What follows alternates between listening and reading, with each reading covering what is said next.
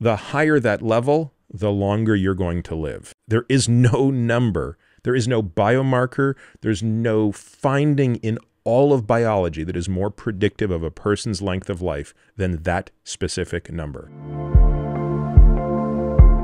You have a quote in the book that goes something like, I used to think that diet and nutrition were the cure-alls, and now I'm not so sure. How is it possible that diet and nutrition, which would have been the thing, and I've said many times on the show, if you just let me control 100% what people eat, I've got them covered. I'll control their body composition. But the one thing I always caveated was, I don't know that I'll keep them alive longer because I'm running an N of 1 experiment. So what made you start to lose faith that diet and nutrition were the answer? Well, I think it's important to differentiate between a couple of things. So I definitely don't want what I've written or what you've correctly interpreted to imply to people that I don't think nutrition is important. Right. What I'm really saying is nutrition is an asymmetric input to the equation, if we want to think about it technically, meaning it has far more downside if you get it wrong than it has upside if you get it right. That's interesting. Does that make sense? Yeah. So getting it wrong will really hurt you. Getting it right, it's not going to make you live to 200. That's right. I mean, first of all, I don't think anything will, but yes, that's the right idea. No, absolutely not. So if you get it wrong, and let's be clear, we are living in a case study of getting it wrong, right? Most of us... Meaning the standard American diet. The standard American diet is all about getting it wrong for virtually everybody. So we're watching proof positive what it means to get it wrong. But what I want people to understand is it's very easy to get to that point where you think, okay, I'm going to fixate on this thing and it's going to get better. And that's wonderful, by the way, if you do. But if you do that at the exclusion of some of the other things, namely exercise, you're really leaving an opportunity on the table. And exercise has more of a symmetric upside and downside. In other words, if you are not exercising or you're not exercising sufficiently, there's huge downside. But unlike nutrition, if you get exercise right, there's enormous upside. There is true life extension and remarkable health span extension, which might be even more important. I'm bothered by that, and it upends. Why are you bothered by that? Because I hate exercise, dude, in a way that you can't imagine. So literally, while I was reading your book, which I always do as an audio format, I was doing air squats and sit-ups and stuff, because just hearing you talk about the importance of exercise, it really is the thing that I have always done out of obligation and never out of joy. So I always thought, again, literally until reading your book, that I was way better off controlling diet. And you get the classic phrase, you can't outrun a bad diet. Can you? Like, are you saying that you can? Well, again, so that's a complicated answer, which we'll take in steps. So there's probably a season in your life when you can. Generally when you're young, and if that exercise is at a high enough level, you can. So just using my own personal example, absolutely. When I was growing up, so in my teenage years, right, 13 to 19, I didn't pay any attention to what I ate other than I was always eating. And when I say I was always eating, I'm not exaggerating, right? Like every morning breakfast was a box of Fruit Loops or Captain Crunch or some unbelievable crap that could only be consumed in a Tupperware bowl bigger than my head. Nice. With a liter of milk.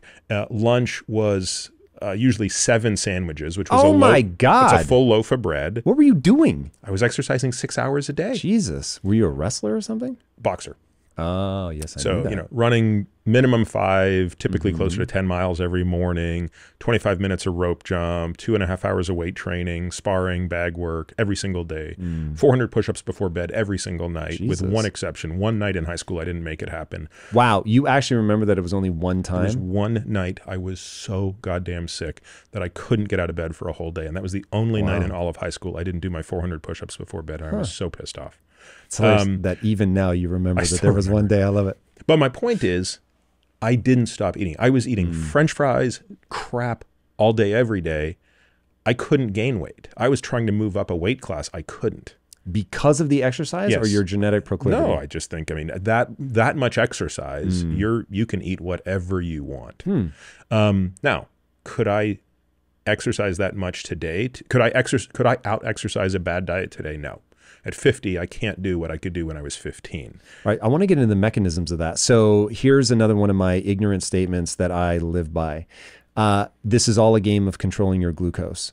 And that if you let me control your glucose levels, then I basically control your destiny. And I want everybody listening to know that after reading this book, I know this is probably not only overly simplistic, but maybe even just wrong. Correct. But in exercising like that, it feels like, okay, well, you're burning all that glucose, so the glucose isn't going in and wreaking havoc on your system. Are you saying now mechanistically that at this age, I guess that's like you can't do the volume of workout? I think there's two things going on, right? One, I simply couldn't do, I don't think I could do I don't think I could do for one day what I did for 5 years. Every day. Just too taxing on the system at this stage. It's just too difficult. Like I don't have the physical capacity to go, like today, if I went out and ran 10 miles, I'd be beat for the rest of the day. Like that would be my day. Whereas I had done that before 6 in the morning every day, and I was just getting started. So I simply can't do what I used to be able to do. So I think that's just a big part of it. But also, as we age, for reasons that are not entirely clear, we do become less metabolically healthy. Our mitochondria become less efficient. Our muscles become more insulin resistant. Part of that's driven by hormones. Part of that's driven by enzymes. I mean, we know that testosterone is going down. My testosterone is actually quite low. You know, I'm sitting here kind of on the fence contemplating, should I really start testosterone replacement therapy? Because my testosterone has kind of been in the crapper for a few years.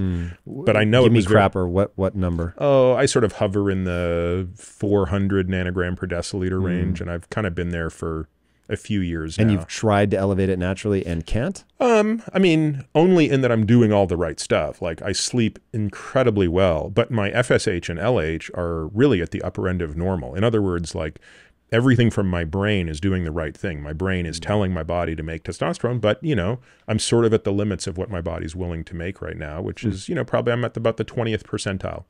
Now, one time you and I had spoken about testosterone replacement therapy, and you said you prefer to do precursors and not. So would you still do the precursors if you do it? I'd probably start with a precursor or a pre-hormone like HCG. I wouldn't use Clomid, which is another one, and give it a shot and see if that could really wake things up. But, you know, eventually, you know, I'd probably need testosterone.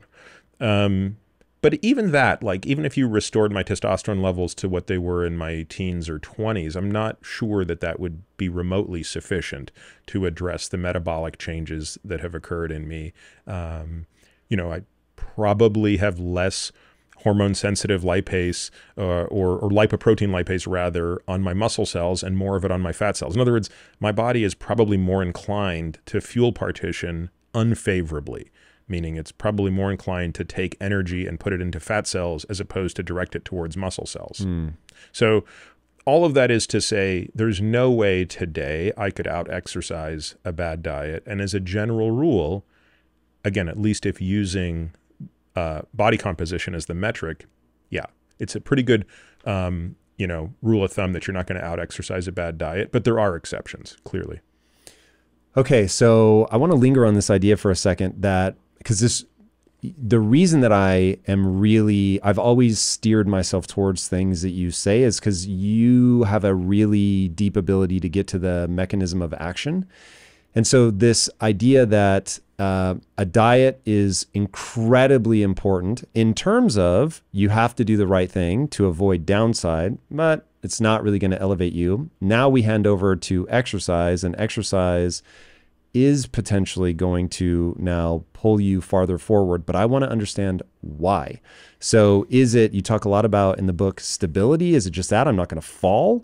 Or is there something going on at the cellular level that becomes important?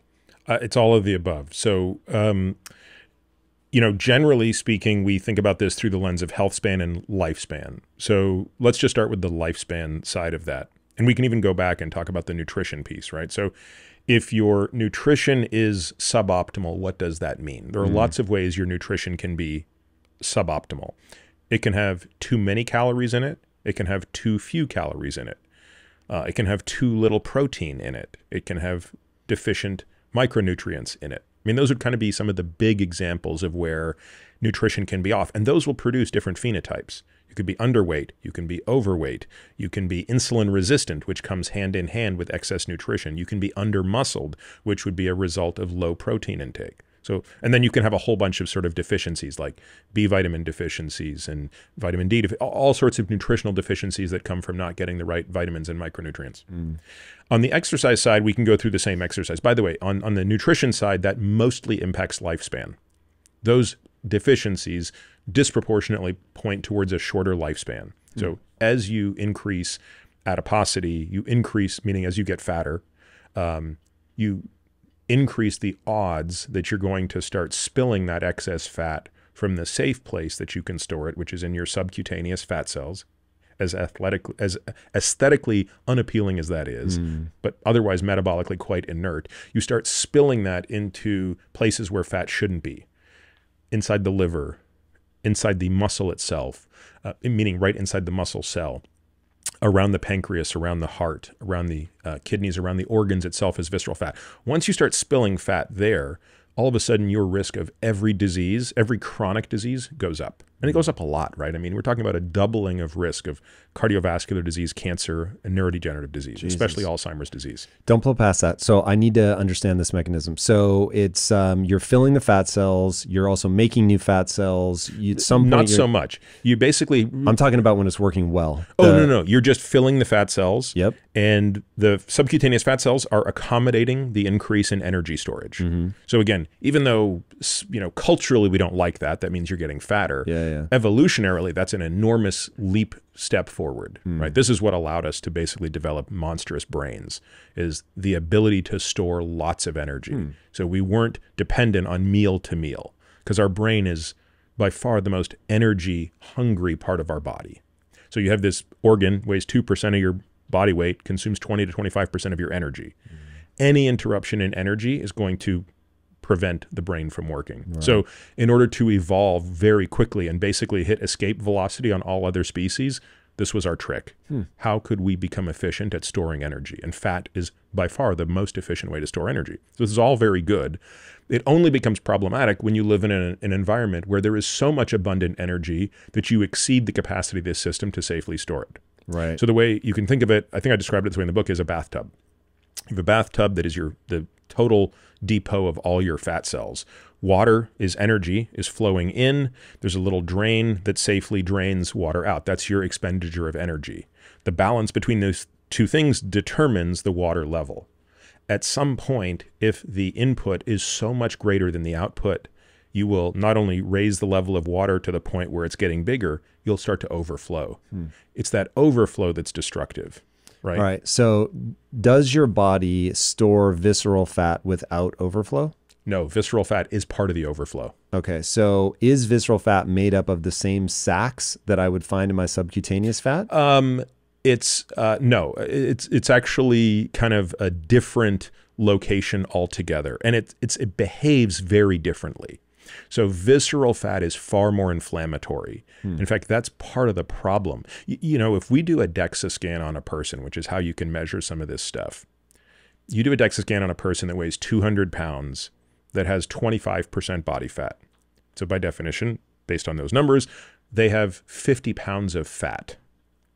But let's assume that of that 50 pounds of fat, the visceral fat is 5 pounds. So 10% of their fat is visceral. That 5 pounds of visceral fat is wreaking all the damage in their body. The 45 pounds of fat that is not visceral, totally inert. Okay, let me describe it in a layperson's way. So subcutaneous fat is water inside of a water balloon. Visceral fat is water on your sweatshirt. Yeah. And your sweatshirt now is just fucking wet and nasty. Yeah, think about the bathtub analogy, right? The subcutaneous fat is the water in the bathtub. It's totally fine. The visceral fat, or peripancreatic or intramuscular or intrahepatic fat, is when it gets out and starts leaking through your floors. So it's the same stuff. It's the same stuff. Just one is in its rightful container and the other, it's just glommed onto something. That's right. That is really interesting. So for example, in the muscle, what does that fat do that's so destructive? It impairs the signal of insulin not to get terribly detailed, but you like the mechanism, right? Insulin hits a receptor called the insulin receptor. That insulin receptor triggers a cascade, a chemical cascade in a muscle cell that tells a glucose transporter to move up to the cell and allow glucose to come in. That's the way it's supposed to work. When you have fat inside the muscle cell, that signal gets broken. So that's the first sign of insulin resistance. And the body says, hey, I need to get rid of this glucose. I need to get this glucose into the muscle. That's where we store glucose. I can't. I need more and more insulin to do this. And eventually you run out of ways to do that. So initially you can make the glucose go away, but you need more insulin. Eventually all the insulin in the world doesn't do it. The glucose goes up. That's called type 2 diabetes. Okay, so how do I overwhelm that system? If I have a binge night on a Saturday and I'm going ham on the ice cream, am I going to overwhelm the system, or do I have to fill the fat cells first? Is it basically speed or quantity? So two separate things there. So if you're just having one binge night eating ice cream and stuff, you're binging, you know, you've got glucose and fat, and you may well dispose of those things fine. It depends on your incoming state. So if you're a relatively healthy person, an insulin sensitive person, a night of binging really isn't going to cause any trouble. Certainly nothing long term, right? What we're really talking about is the chronic result of doing that. And so the glucose piece and the fat piece are slightly different. The glucose piece is very tightly regulated. You know, if you consider the difference between a person who doesn't have type 2 diabetes and someone who does, it's literally only the difference of 1 teaspoon of sugar in the blood. I mean, it's a remarkable difference in terms of how subtle it is. That's how tightly the body wants to regulate glucose. So when the body can't regulate glucose, that becomes type 2 diabetes. Long before that's happened, you've usually started exceeding your storage of fat. And it's that excess fat that spills out of the bathtub that is making the body dysfunction around glucose regulation. I've recently heard that it's more dangerous to be a lean diabetic than to be an obese diabetic. Do you agree with that? The data absolutely suggests that that is the case. Okay, so if I'm a lean diabetic, then what that predicts is that my water balloons are very small, and they just can't take much water, and so they keep spilling back out, spilling back out, spilling back out. So if I'm a lean diabetic, I probably have a ton of fat around my viscera. Yep. And that doesn't translate to much weight on the scale, because you don't need much of that visceral fat, peripancreatic fat, intrahepatic fat. You don't need much of it in total mass to cause absolute metabolic destruction. Okay. And so that's why the lean insulin resistant, the lean person who's metabolically unhealthy has the worst outcome. So interesting, man. So, okay, before reading your book, I would have come in and said, all right, let me just look at the person. I'll ballpark you. If they are lean, they're almost certainly fine. And if they are obese, they for sure, no question, they have a problem, metabolic disorder, they're in danger. I get the feeling from reading your book, while that may sometimes be correct and maybe directionally at the population level, it's fine, but that an individual actually can be fat and healthy, and that a lean person can effectively have the blood of somebody who's morbidly obese. Yeah, you're absolutely right. At the population level, we can look at things like BMI and make general broad statements. But at the individual level, to do anything other than ask the question specifically about that person is to do a disservice. And you're right, up to 1/3 of people who meet the BMI criteria for obesity, they are metabolically healthy and their life expectancy is the same as a lean person. Jesus. Okay, so when I read that in your book, I actually had this impulse. I'm ashamed, and I would never act on it. But I had the mask mandate impulse of like, you can't tell people that. Like you're just better off telling them that being fat is going to kill you. Don't be fat. Well, so this is where nuance comes into consideration. Everything I just said is more about lifespan, but let's talk about health span. Okay. There are reasons to not be obese that go beyond, you know, premature cardiovascular disease, cancer, et cetera. Think about the impact it has on joints. So it's not necessarily going to shorten your life if you're metabolically healthy, but there are still other consequences. That's right. Got it. And okay, joints just because I'm carrying so much weight? Yes, every time you take a step while walking, your knees are experiencing approximately 3 times your body weight in terms of force. Jesus. When you're running, it's about 8 times your body weight. So losing weight has a very non-linear effect on your joints. And similarly, gaining weight in the negative direction has a very non-linear effect on joints. There's a reason that now I'm not that psyched about running the way I was when I was 25 pounds lighter. When I was 25 pounds lighter, my joints handled it effortlessly. Today, I don't know, I'd probably get away with it, but I'd have to really reduce my volume. And frankly, I just choose not to. I much prefer to get my cardio doing things that aren't having impact on my joints. What's up, everybody? Tom Bilyeu here, and I am very excited to share some news with you that's going to help you be legendary. In honor of Mental Health Awareness Month this May, I'm teaming up with BetterHelp to bring you an exclusive video mini-series available only on Spotify. Every week in May, I'll be sitting down with some of the most inspiring, insightful people in the world of mental health and personal development. We're talking about people like Mo Gadot and Emily Morse, who will share their wisdom and strategies for overcoming challenges, building resilience, and tapping into your full potential. Each video will be packed with practical advice, powerful insights, and actionable steps you can take to transform your mindset and take back control of your life. So, if you're ready to take your mind and body to the next level, tune into this all-new mini-series exclusively on Spotify, sponsored by BetterHelp. Check out betterhelp.com/impact theory to get 10% off your first month. Yeah, we don't want to dismiss the orthopedic causes of reduced mobility, and weight plays an absolute role on that. Furthermore, I don't want to suggest that body composition doesn't matter. Lean mass absolutely does matter, and it's really what people should be focusing on. So this gets back to the point of, the reason I'm not a huge fan of sort of population-based metrics like BMI is they just don't contain enough information, right? Like a very, very muscular individual could have a BMI of an obese person. So obese is defined as a BMI of 30. Overweight is a BMI between 25 and 30 is overweight. I think my BMI is like 28.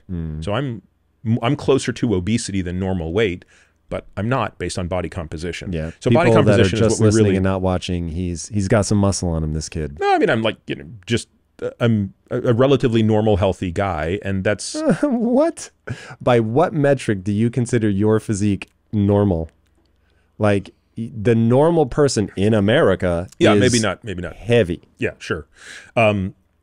So anyway, my point being, when we look at our patients, I don't know my patients' BMIs. I couldn't care less.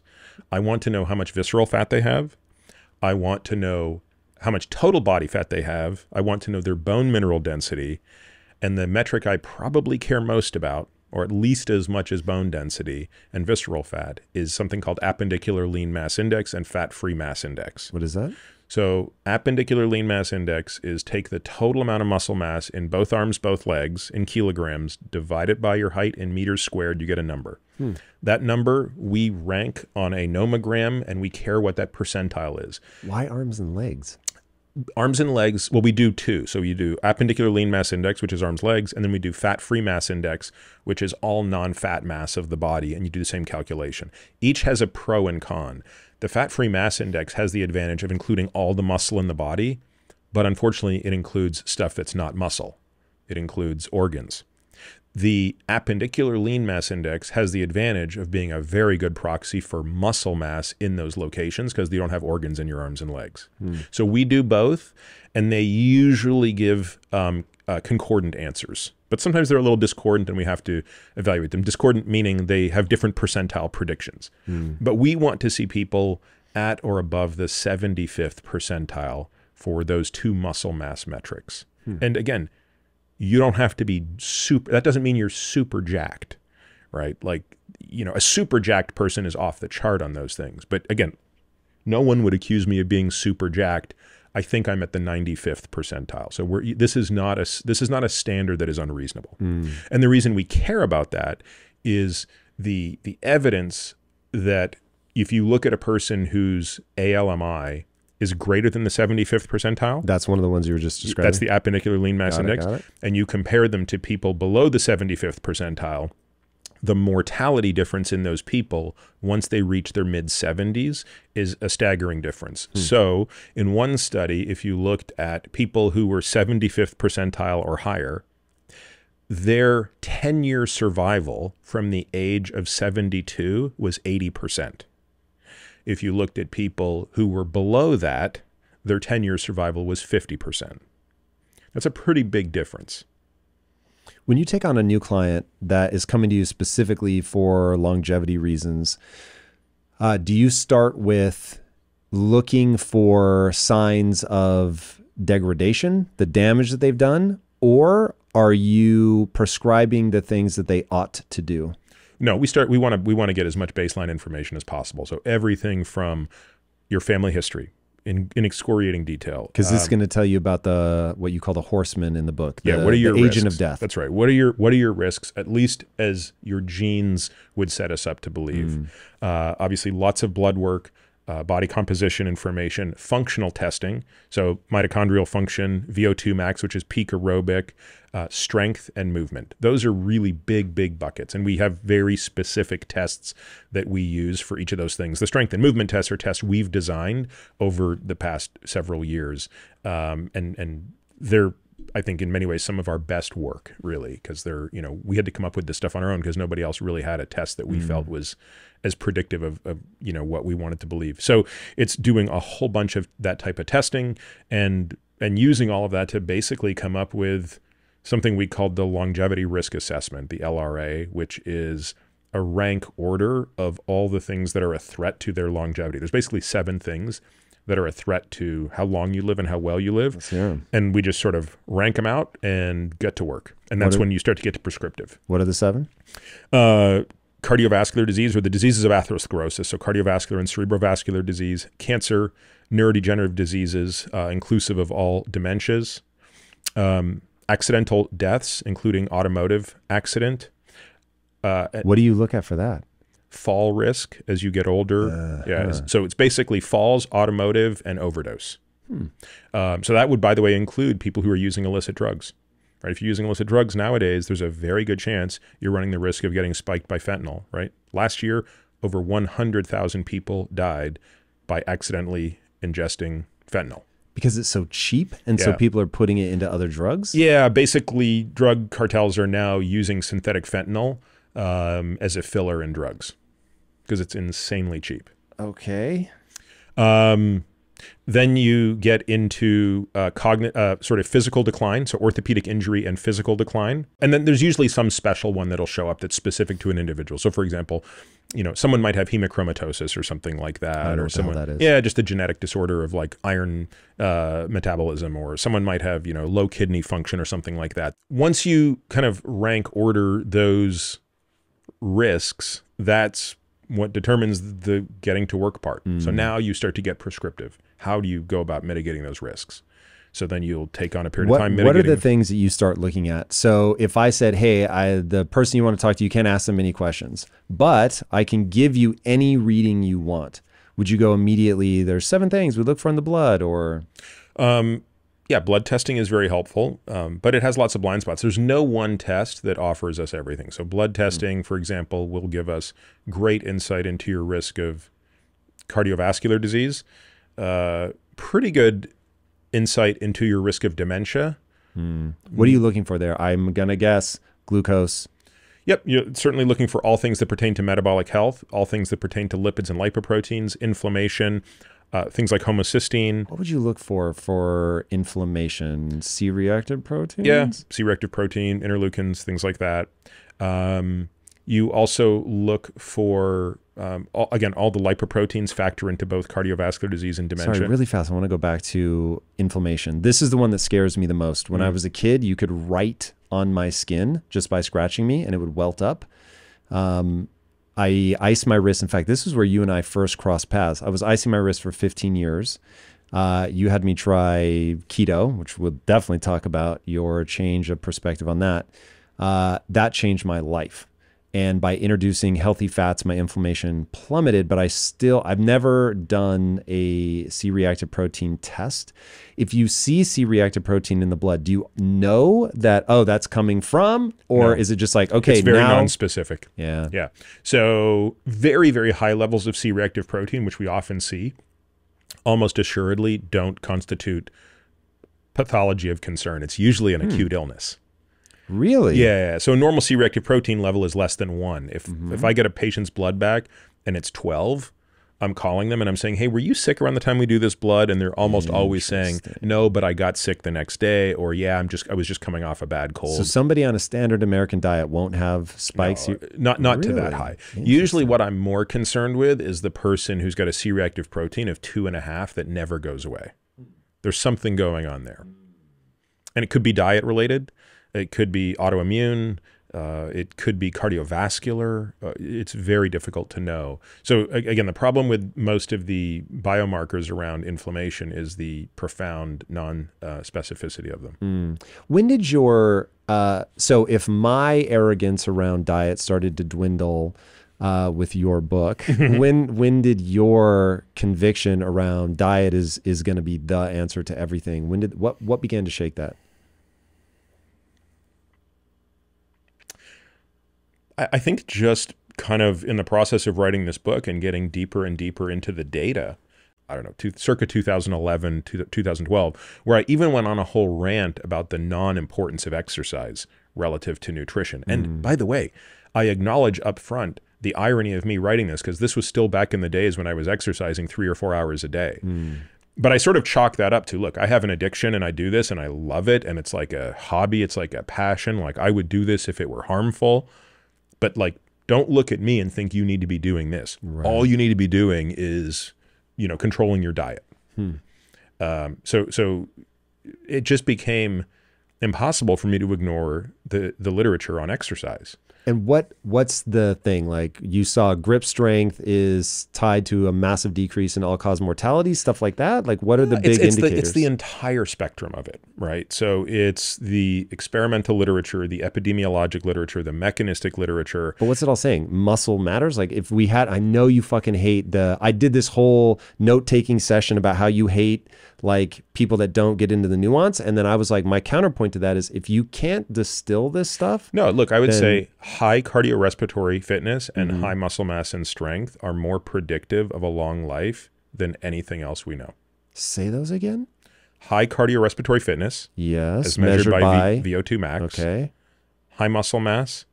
High strength. The amount of muscle. The amount of muscle, although I would argue it's more strength, and we just see a very tight correlation between strength and muscle mass within reason. Interesting. That is more predictive of a long life than any other metric we have. Okay, so now we're going to get to, I'm going to test this at the fringes. I don't know if you know who Dr. William Lee is, but I just had him on the show, and I was barraging him with questions about sumo wrestlers. And he made an assertion that I found just impossible to wrap my head around, which is that a sumo wrestler may be perfectly healthy. And I was just like, how the fuck is that possible? What that tells me is that I could ask you and get a prescriptive answer to the question, how do I get obese in a healthy fashion? So I can't speak to sumo wrestlers. I don't understand anything about them. I don't know, but on its face, it's possible, right?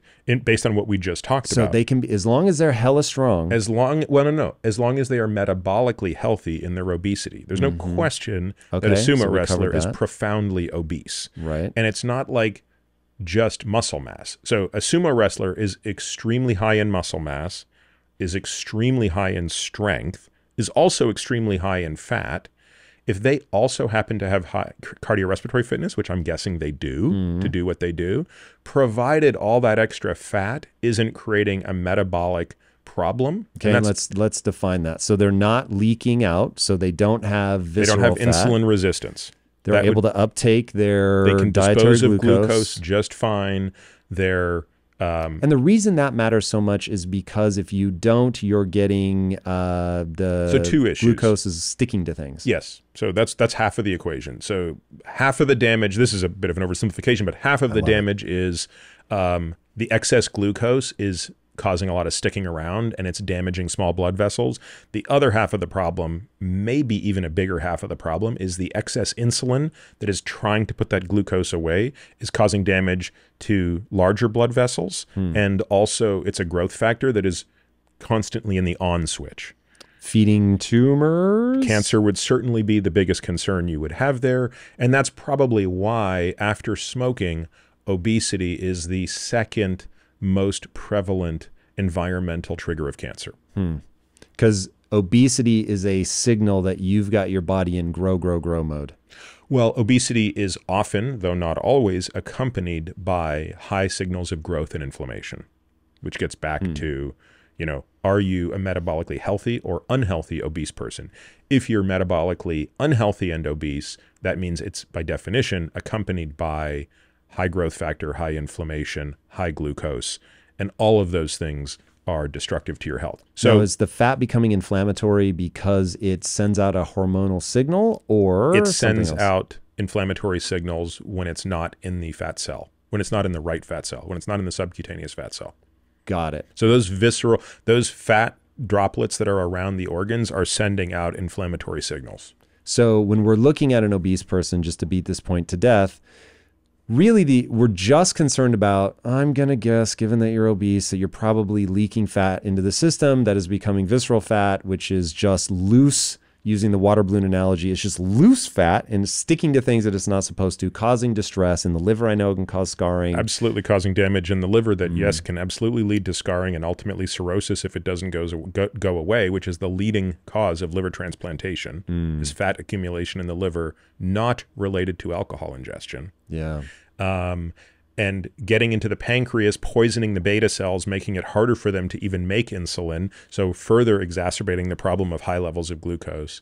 So yeah, but the problem is when you're looking at that person with your naked eye, you don't really know it.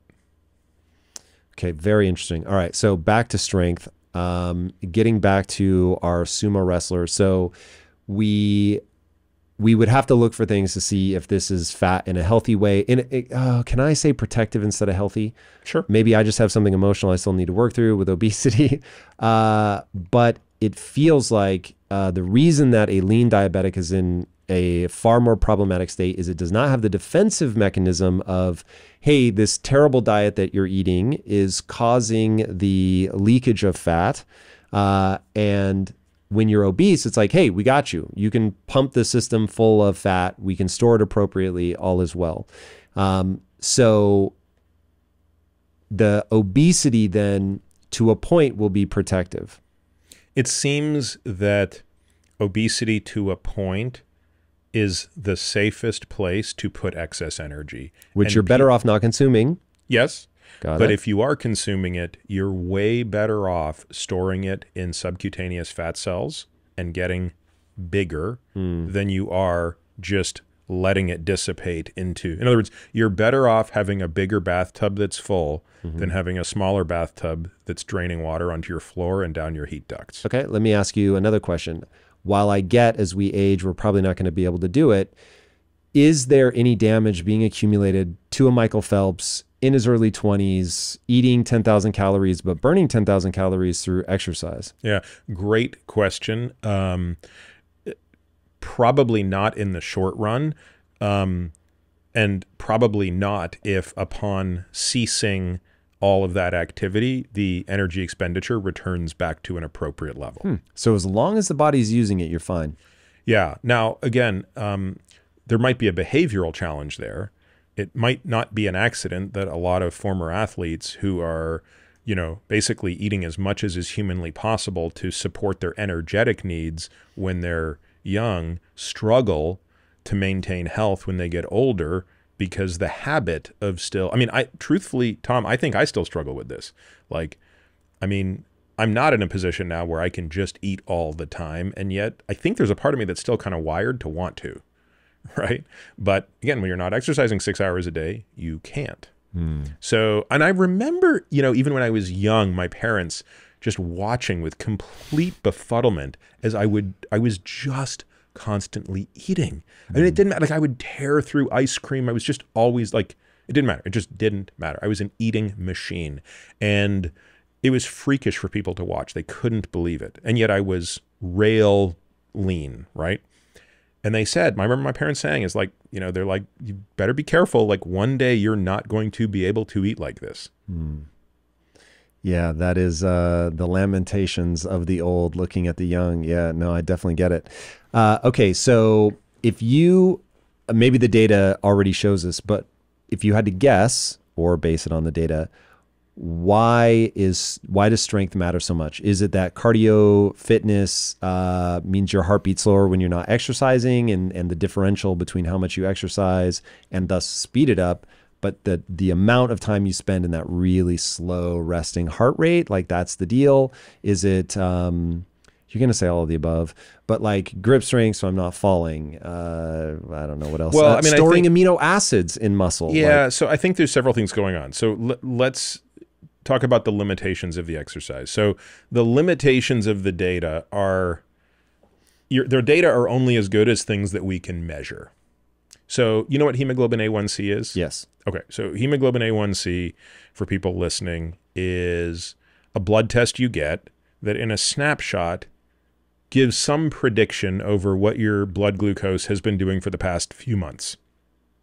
So in that sense, it's what is called an integrator.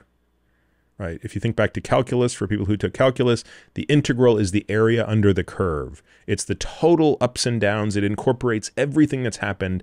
And so in this case, hemoglobin A1C is an integral function of the last 3 months of your eating, at least as it pertains to glucose. Doesn't tell you anything about fat, protein, overall calories. Doesn't tell you any of that stuff, but gives you a pretty good indication of how your body regulated glucose. Okay. Integral functions are not common in biology, unfortunately. I had a recently a very interesting guest on my podcast, and we talked about how HDL cholesterol may be an integral function for recent triglyceride levels. So the fluctuations in your triglycerides, and we know that lower is definitely better, becomes an inverse correlate with HDL cholesterol. So the higher your HDL cholesterol might suggest lower previous levels of triglycerides. So that's kind of interesting. That has not been validated, but it's an interesting hypothesis. But for the most part, we just don't get great integral functions. It turns out VO2 max is a really good integral function of how much cardio training you do. So VO2 max, have you ever had a test done? I have not. But do you know how it works? I think so. So you run all out, and then you go slow, get your heart rate back to 100, run all out again. Well, that's how you would train for it. But the test is done on either on a treadmill or a bike. Those are pretty much the only two ways to do it. You have a mask on, and you're pushed. So you get a warm up and stuff, but then you're basically pushed until you fail. Where you're like, I have to jump off the treadmill. Yes. Got it. And what they're and measuring. This is sprinting. So they're trying to figure out. No. It's not. It's at the end it feels like you're sprinting, but they'll, a VO2 max test might take 10 minutes. They're gradually working you up and watching your consumption of oxygen rise. So this mask is measuring how much oxygen you consume because it has a little oxygen sensor on it. So it knows the flow rate of oxygen that you're putting in, and it's measuring the concentration coming out, and it says, okay, right now you're consuming 1 liter of oxygen. So you and I sitting here right now are consuming 300 or 400 milliliters of oxygen per minute. Very little. If pushed to your max, you might be 10 times that. Whoa. The fittest athletes in the world, will get to 20 times that. They have the capacity to use so much oxygen. So that's what the VO2 max test is. It is measuring your maximum consumption of oxygen. The higher that level, the longer you're going to live. There is no number. There is no biomarker. There's no finding in all of biology that is more predictive of a person's length of life than that specific number. And the question is why? And I believe the reason is VO2 max is such a potent integrator for what you have to do to have that number. You aren't born with that number being high. There's clearly a genetic component to that number. The highest people in the world ever measured are born with a great potential for it, but they won't get that potential without training. And the training you have to do to get that is pretty hard. So what this tells you is that type of training is what's really valuable. The same is true with strength. When you compare very strong people to very weak people, you see almost as high a prediction of longevity as you do with high VO2 max to low VO2 max. And again, it's important that we are strong for all the reasons you said. It helps you prevent falling. It helps you stand up. It helps you do all of these things that matter.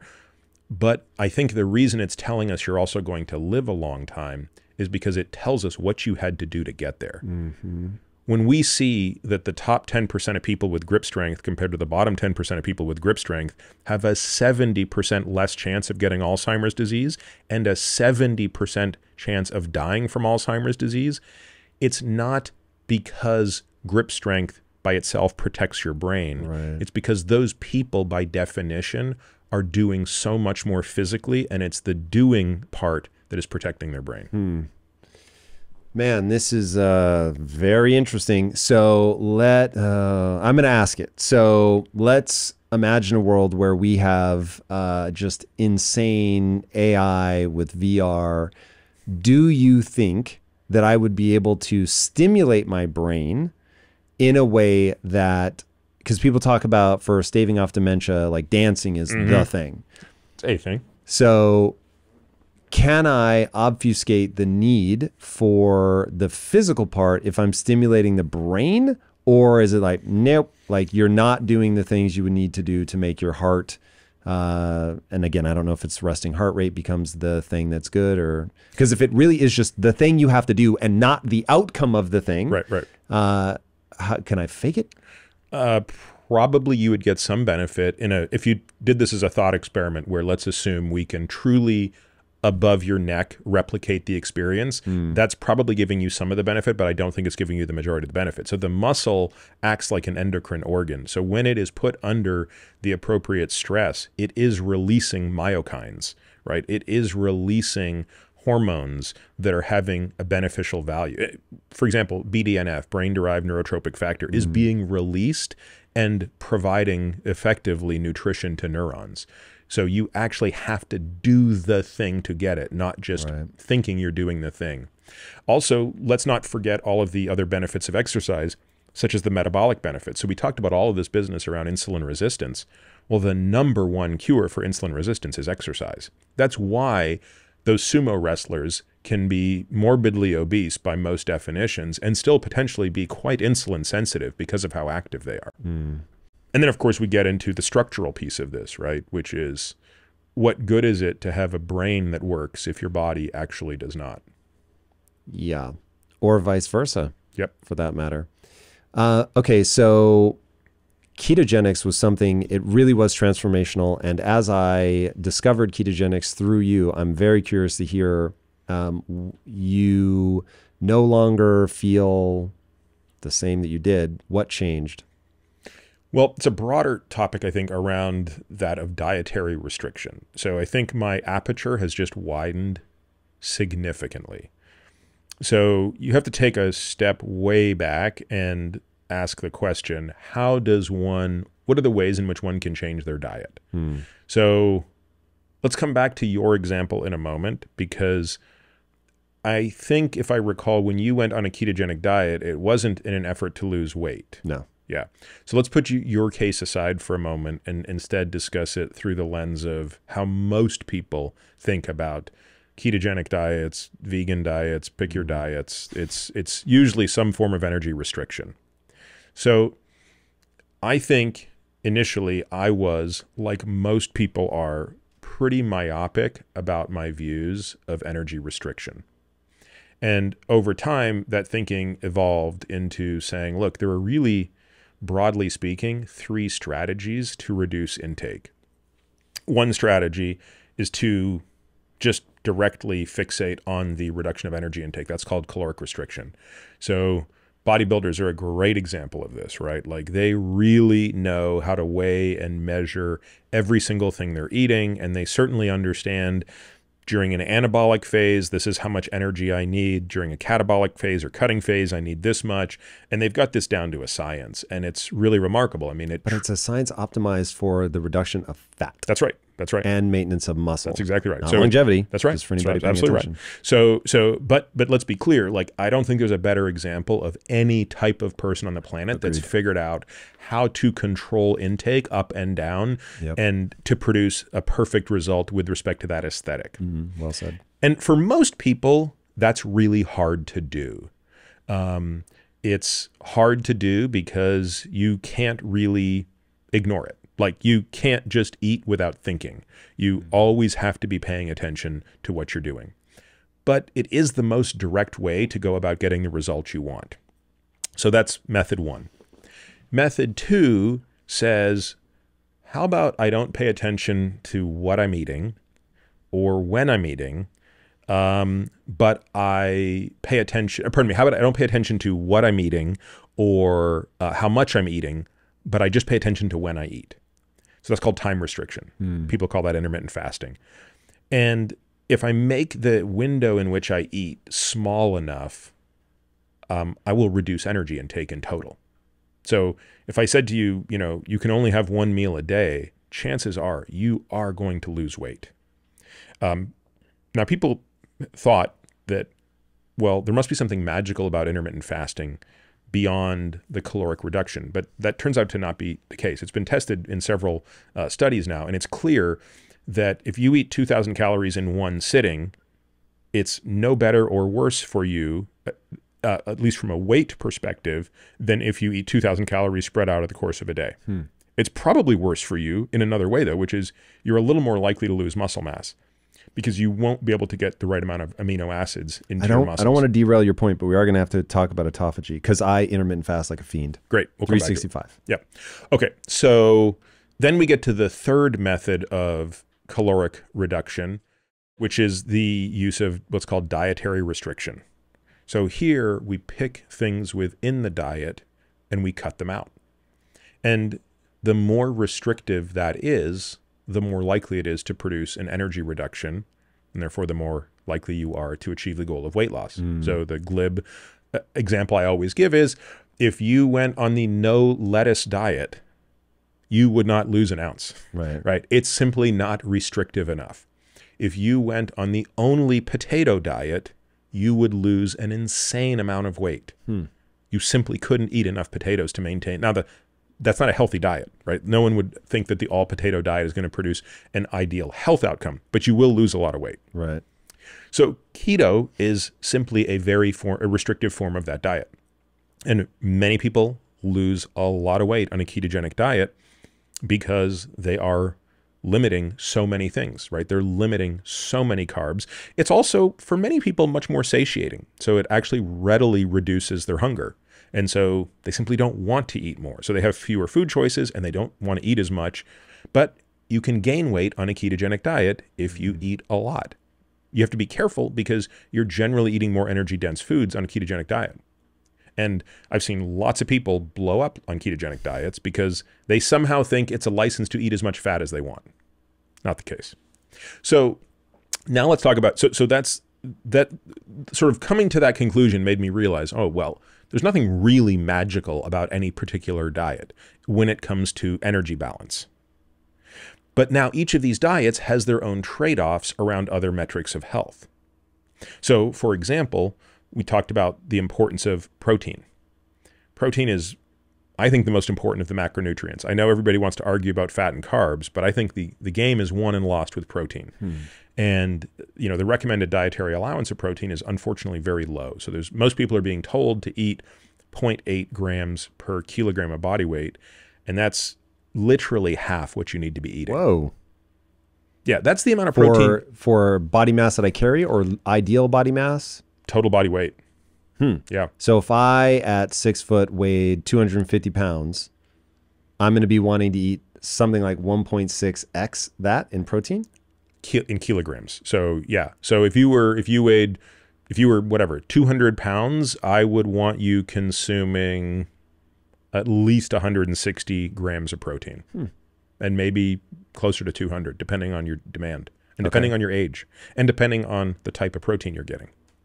So a lot of different diets.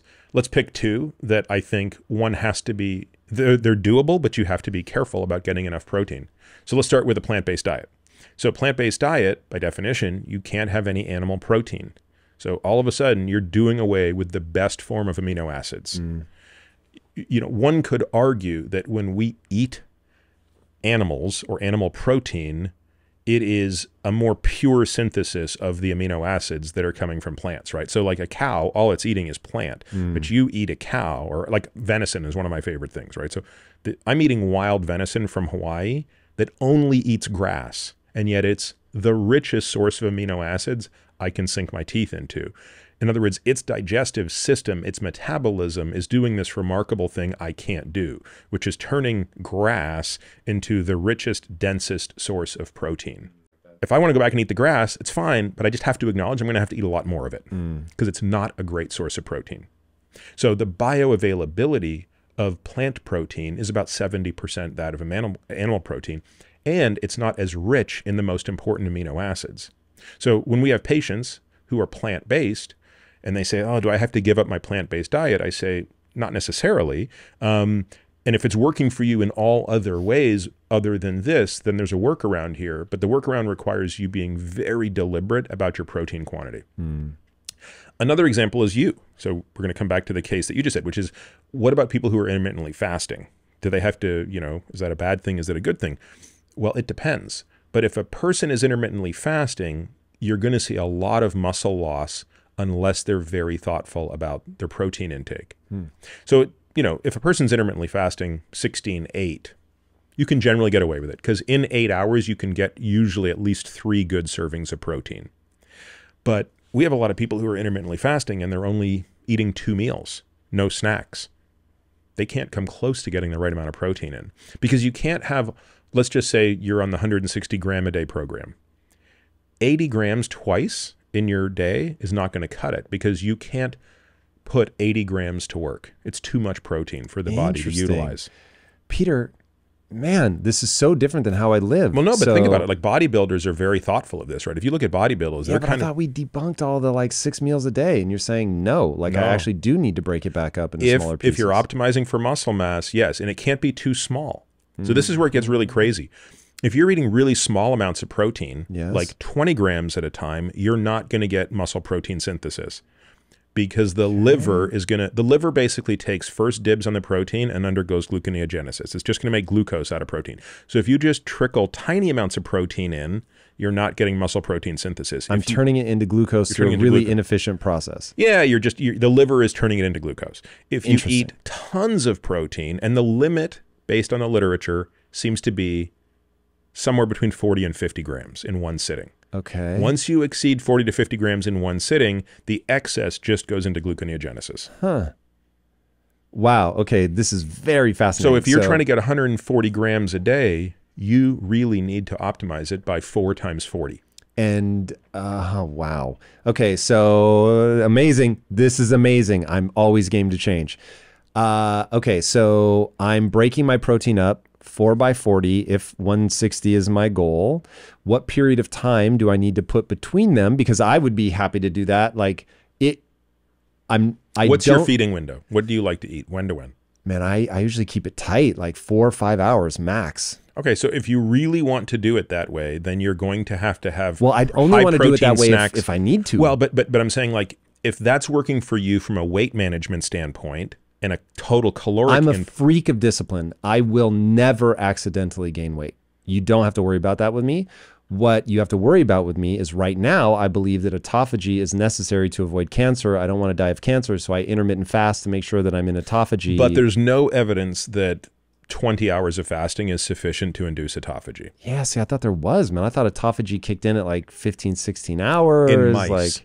Like, But mice will die in 3 days of not eating. Well, that's bad. Yeah. So in other words, like it's apples to oranges. We have no, I mean. Do we know where it kicks in for humans? No, because we don't have biomarkers for autophagy. My intuition, which might be as useful as a warm bucket of hamster vomit, is that it's probably 3 to 5 days. 3 to 4 days, Ouch. maybe. Do you do any prolonged fasting? I don't anymore. Wow. And I'm not opposed to it. Like I would probably still do, you know. If you were diagnosed with cancer, what would you do?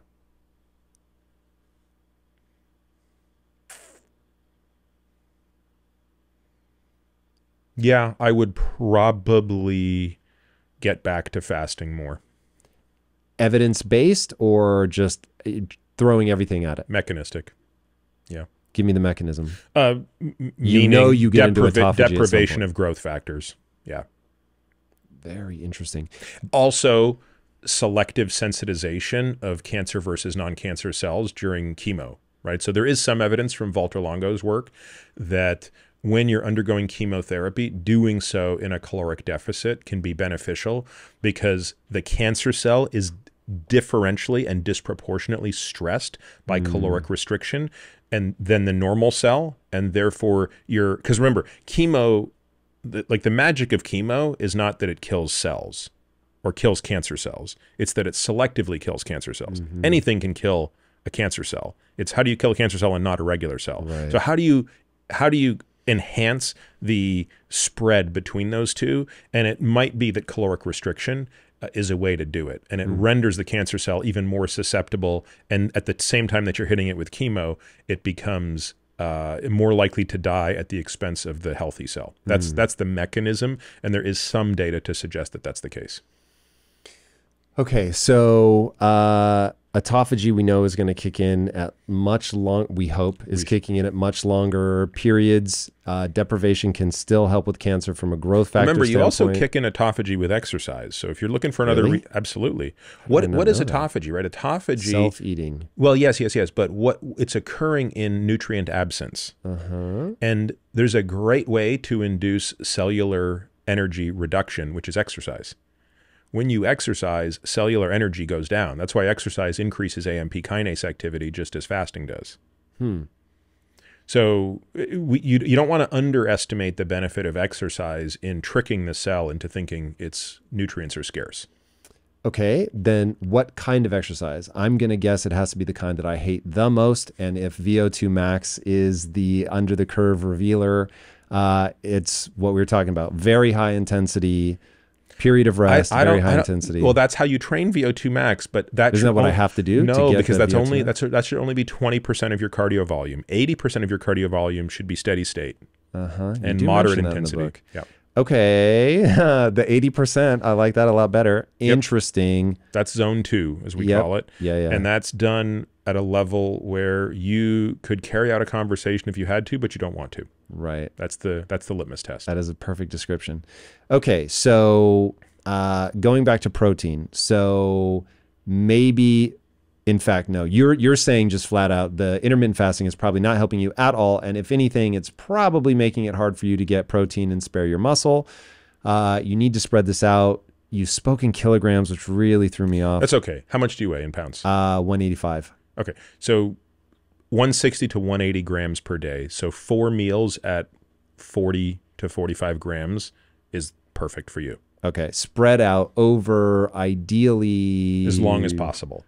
And to be clear, these don't have to be meals.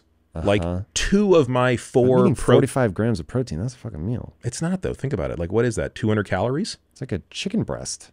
It's I mean, you don't consider that a meal? That's a rounding error. No, for me, like I have these venison sticks that are 10 like a little jerky venison. Bought or made? They're actually now bought. You can now buy them. I like that. Yep. Okay. So each one is 10 grams of protein and 50 calories. And I will have 5 of those as a snack. There's 50 grams of protein right there with 250 calories. Like, it's nothing. Okay, what about, are they highly processed? Anything to avoid there? No problem, because they're made by a certain company? They're made by a company that I'm involved in. So, I mean, I love it the most, obviously, as a guy that only gets involved with things that I care about and think are real. So it's called Maui Nui venison. Okay. These are, this is a type of deer called axis deer that are invasive to the state of Hawaii. And so they're harvested there in the most humane manner fashionable, which is what allows the animal to be completely stress-free. So they're harvested by sniper at night, under night vision. And whoa. Yeah, so if you think about it, like harvesting an animal is a very stressful thing for an animal. Like if you're thinking about how a cow is harvested. Yeah. Even if it has the most wonderful life, you know, it's grass-fed, it's out in a pasture, it's not inside, like all of that might be great. And it is certainly better than the alternative, but the very end of its life is still quite stressful. This is a moral thing, or does this moral? No, I believe ethical? I believe it impacts the quality of the meat. Interesting. Right. So think about the cortisol levels that are surging through that animal's body right at the time of its death. Yeah, but from an evolutionary standpoint, everything got eaten. Oh, And yeah, so no, it's no, like- I'm not. That's not a moral question. I'm saying from a health perspective. Yeah, but I'm saying you're a lion. The gazelle you're chewing on is freaking the fuck out as you eat it alive. So there's no way that can have some major I think deleterious it effect. actually probably has an impact on taste more than anything else. The other thing is it's very hard. I mean, this is more of an argument of why I love wild game. Yeah. Is wild game eats the best plants, the best feed, right? So when you go to the grocery store and you're buying, a regular grain-fed steak, it's not eating what it evolved to eat. Like you kind of want things that are as close to eating what they evolved to eat. And for deer, that's basically grass. Right. So anyway, these things are processed in a way that basically has nothing in them, right? So I'm just getting pure protein. Yeah, I don't want to derail us, but this is really interesting. So you snipe the deer at night using night vision goggles. So it basically dies in its sleep. It dies Very violent death in instantaneously. its sleep, but Dies instantaneously, stress-free. that is so interesting. How'd you find out about these guys? I met the founder of the company 5-6 years ago, and we just immediately became friends. I became completely fascinated by the problem that they were trying to solve, which was how the Hawaiian government is trying to eradicate this species because it is destroying the island. So this is a species of deer that was brought to Hawaii in the 1950s for hunting, but it had no predator. It was brought from India, where its only predator was the tiger. You brought it to Hawaii, it had no predator, and it has now run amok. So it is kind of destroying 3 islands of Hawaii. Maui, And are they finding a way to do this sustainably now so that they can keep having them? the goal is by 2030 to have it be sustainable. Right now, they are still not able to do it sustainably. In other words, Wow, right they're now, the multiplying deer that are fast. still growing at a rate that is too significant. Jesus. Headshots? Yes. Interesting. Wow. I don't know why I find that so fascinating, but that's very interesting. Okay, so back to protein intake. Right. So point is, you could have a whey Do you protein want me to shake. wake up? I'm like, chomp chomp into the No, venison? not necessarily. or- Like, I mean, again, it depends on when you like to exercise, for example. So So I should exercise fasted? Is that the point of that? it depends. If I'm going to exercise first thing in the morning, I do Yes. it fasted. If I'm going to wait a couple of hours, I'll have a protein meal first. But it doesn't matter because I've always heard that you've got so much glucose if you're eating and now you're just going to get fat and you're never going to lose weight. Yeah. It doesn't matter. No. So I generally prefer to exercise fasted, but if the workout is getting pushed till later, a couple hours later, I'm going to have something before, not because I need to, but because I want to make sure I spread out those protein servings enough. Wow. So at least 2 of my protein servings aren't meals. They're like, again, the jerky is not a meal, it's a snack. And then like a whey protein shake, again, 40-50 grams of whey protein in some, cashew And milk. would you, I'm willing to stomach the venison snacks and or chicken breast and or eggs. Eggs? Yep, great. Cool. Love them. So if I'm willing to eat the amount of protein that I need in eggs, venison, whatever, would I still do a protein shake? Not necessarily, no, not at all. And do you, because I have developed slowly over time a deep aversion to anything that's processed. Yep. So I'm trying to get as close to biting That's into fantastic. the walking animal as possible. Absolutely. Yep, that's great. Okay, so but you're and not then you, stressed and then you about would protein have powder. and then you would have like kind of 2 meals, right? So I'll probably also have like my lunch would be a salad with chicken breast or salmon, and then my dinner's the easiest meal to hit your protein target, right? Like that's like falling off a log. Just because it's You're just typical to eat a steak, chicken, you're gonna whatever. have whatever you're gonna have. Talk to me. Red meat, white meat, matter? Again, I think it matters less the color of the meat, matters much more the source of the meat, matters much more about how that Meaning animal grass-fed, lived. grain-fed. Yeah, and how close can you get it to an animal that's in its natural state? Truthfully, it's much easier for me to get wild game that's red meat. Like I much prefer elk and axis deer, both wild game that either I'm killing or someone I know is killing. And it's the wild that's the important part. Yeah. It's an animal that's eating in the environment. It's an animal that's not contained. Right. And the contained is problematic largely because of the diet that we Yep. know they will need? Yep. Okay. How much of your protein comes from meat by percentage? I don't know. I'd have to figure it out, but clearly the majority. Yeah. Because the one thing I've always... I also like Greek yogurt, by the way. So that's another thing. That's a hard left. So Greek yogurt has a lot of protein? It does, actually. It's quite high in protein. You eat it because of the taste, probiotics? Just another way to get protein in to diversify a little bit. From boredom or diversity matters? Yeah, just some no, just for me, diversity matters. Like I like to mix things up. And it's just, again, it's just a function of time. Like maybe I don't have time to make an omelet right now and I got a quick call I got to jump on. So I can scarf down a bowl of Greek yogurt with some nuts in it. This seems impossible. It does seems take work. Too good. No, it sounds takes work. amazing. Like I feel like the way that I live right now would take a lot more discipline than what you're describing. I'll be interested to see if that's true in practice. Okay, so let's fit eggs into the mix here. I'd love to get an idea, knowing that there's a lot of individual variability here. In fact, we should probably talk about saturated fat at the individual level. The one thing in my diet, I do not at all pay attention to how much saturated fat I eat. I don't go out of my way to consume it, but I make zero attempt to avoid it.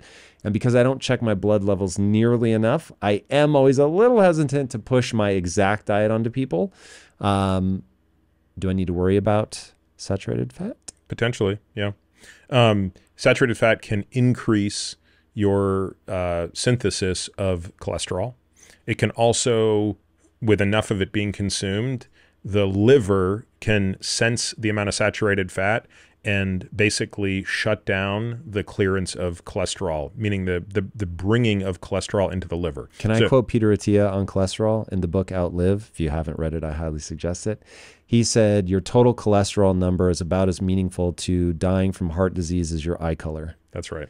So you're bringing up cholesterol, so something matters. Something about cholesterol matters, but not the total number, right? Total cholesterol is, again, not a particularly relevant number.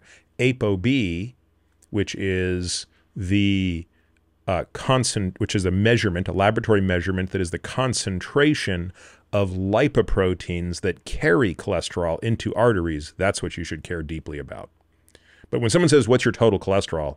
200 milligrams per deciliter, who cares?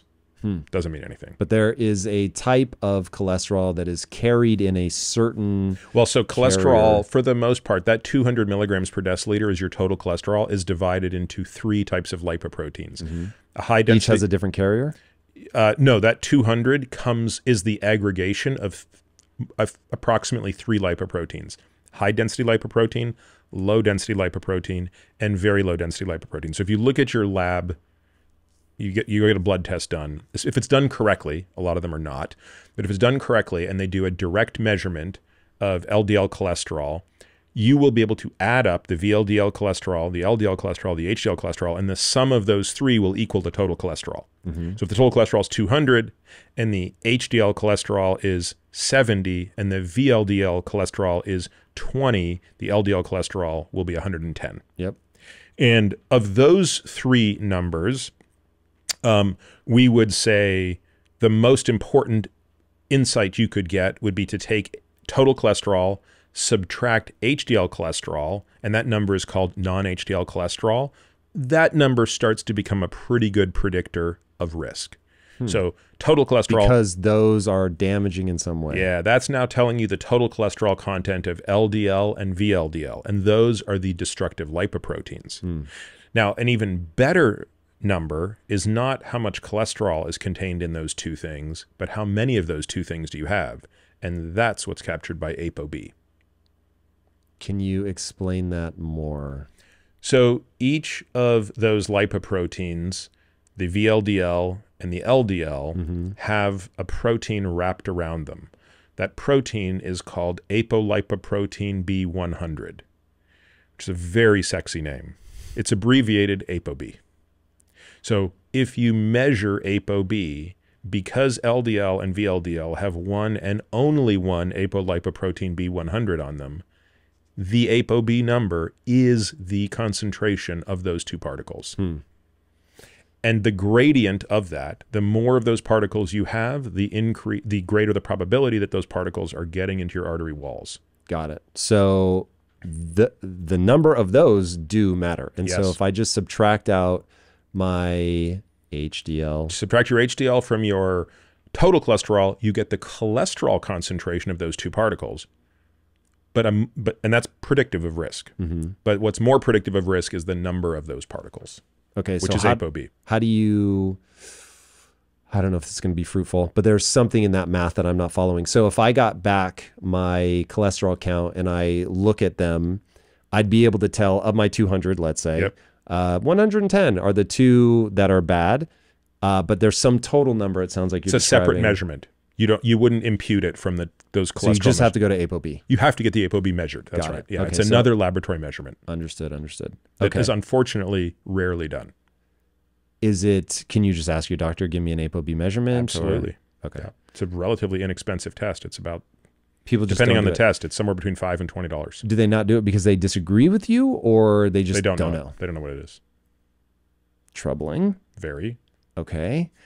So in fact, we should talk at least briefly about this idea. So in the book, you talk about medicine 3.0 versus medicine 2.0. Medicine 2.0 is all about curing. Medicine 3.0 is all about prevention. How do I we... would call medicine 2.0 more about treating than curing. Okay, fair. It's largely Very not fair. curative, right? Very good distinction.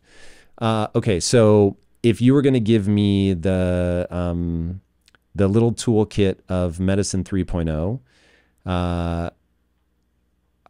how would you begin to bundle that? Like, what are the things that I should be going towards?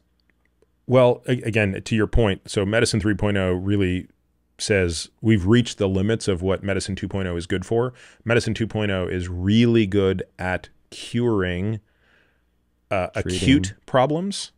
So it's really good at curing infections, traumas, acute issues. It's really bad at treating chronic problems, cancer, recurrent heart disease, neurodegenerative disease, type 2 diabetes. It's really bad at treating those things.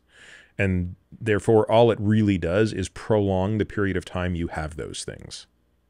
And I go through a lot of explanation in the book as to why that strategy is not the right strategy. So living longer is not accomplished by living longer with disease. Living longer is accomplished by living longer without disease.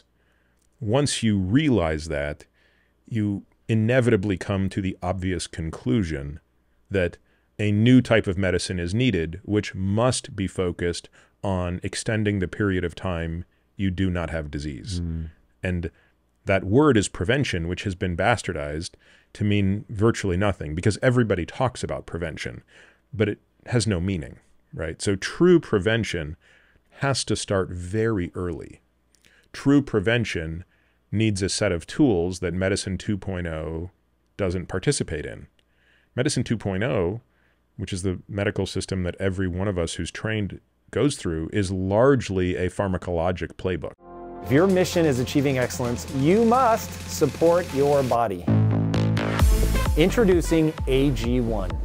This powerhouse blend is packed with 75 premium vitamins, minerals, and whole food sourced ingredients that elevate your immune system, uplift your mood, and promote restful sleep. And Athletic Greens is offering our listeners a free 1-year supply of vitamin D and 5 free travel packs with your first purchase. Don't miss this opportunity to optimize your health and truly be legendary.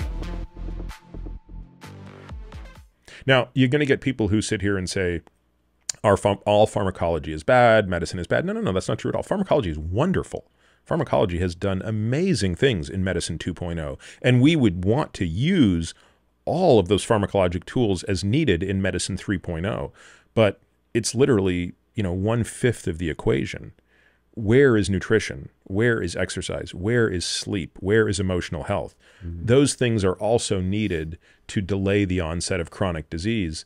And none of us got trained in those tools. So if a doctor is going to help their patient with those other 4 tools, they're going to have to learn about it outside of medical training. That makes sense. Okay, so if we know what we're trying to do is delay the onset of these diseases, you talk about that in the book, that basically the thing that centenarians have in common is that they probably were able to delay the arrival of heart disease, dementia, because you say this, cancer, that these things are building for oftentimes decades, that you can see heart disease in teenagers, Yep. Which is pretty crazy. So these are people that have probably delayed the onset of the early symptoms of that for decades more than the people that die at, say, 70 or 80. Exactly. Okay, that makes sense. So now then I want to get to, and we'll stay on cholesterol here for a second. So you talk about in the book that dietary cholesterol does not equal cholesterol in your body. So what does? What causes bad cholesterol being the thing that I'm certainly more concerned about? So dietary cholesterol is very difficult for our body to absorb. It has a bulky chemical side chain on it called an ester. And the only way we could absorb it is if we have an enzyme to cut the ester off called the deesterified and bring it in. We don't have much of that enzyme. So most of the cholesterol you eat, such as the cholesterol in, shellfish or eggs, you poop out. Okay, so we should just make sure everybody understands that. Eating cholesterol has almost zero bearing on your cholesterol levels in your blood. That doesn't mean that your diet has no bearing on the cholesterol in your blood, but your genes play a very significant role in the levels of your blood lipids. So we want to always differentiate between cholesterol and lipoproteins. Cholesterol is the cargo, lipoproteins are the boat. So the term bad cholesterol doesn't actually mean anything. People say LDL is the bad cholesterol. That's actually very inaccurate, right? LDL, low density lipoprotein, is the boat that carries cholesterol, and LDL is bad, but we should really say LDL is the bad lipoprotein. The cholesterol in LDL is the same cholesterol in HDL, which people call good cholesterol. So you can see why it doesn't make any sense. Now, every cell in your body makes cholesterol. So 95% of the cholesterol in your body is cholesterol you made. The reason every cell in your body makes cholesterol is because it is one of the most important molecules in the body. If you couldn't make cholesterol, you would have died in utero. And the reason for it is every cell in your body is wrapped in a membrane, and that membrane is made of cholesterol. Most of the important hormones in your body, testosterone, estrogen, progesterone, cortisol, are made from cholesterol. So this hormone is absolutely, this molecule is essential for life, but not every cell can make enough of it. So we have to be able to traffic it between cells. So we have to be able to take it back to the liver. The liver has to be able to package it back out. It has to be able to move around the system. So if your body is like a big city, the superhighway of that body is the circulatory system. And the circulatory system is made of water. So when you cut yourself, you see red stuff come out, but don't let the hemoglobin and platelets and things confuse you. It's just water with a bunch of red proteins in it. And fat doesn't mix with water. Cholesterol is a fat, it's a lipid, and it doesn't dissolve in water. So we can't just move cholesterol around in the blood the way we move glucose or the way that we move sodium or potassium. Those things are dissolving in water. They're called hydrophilic, and they move around freely. Cholesterol is not. It's hydrophobic. It repels water. So that's why we have lipoproteins. We have to have these lipoproteins to move the cholesterol in and out of the body. And that gets to the point of there are basically these different types of lipoproteins. Some of them are very high density. They have lots of protein and a little bit of fat in them. Some of them are low density, lots of fat, less protein, and some are very low density, virtually no protein and lots of fat or cholesterol. And they have different properties. And it turns out that the low density and the very low density ones are the ones that are atherogenic, meaning they're the ones that promote the destruction of your arteries. Okay, so something is starting to slowly come into focus for me. So fat in the blood is bad. Cholesterol or fat, which one do you mean?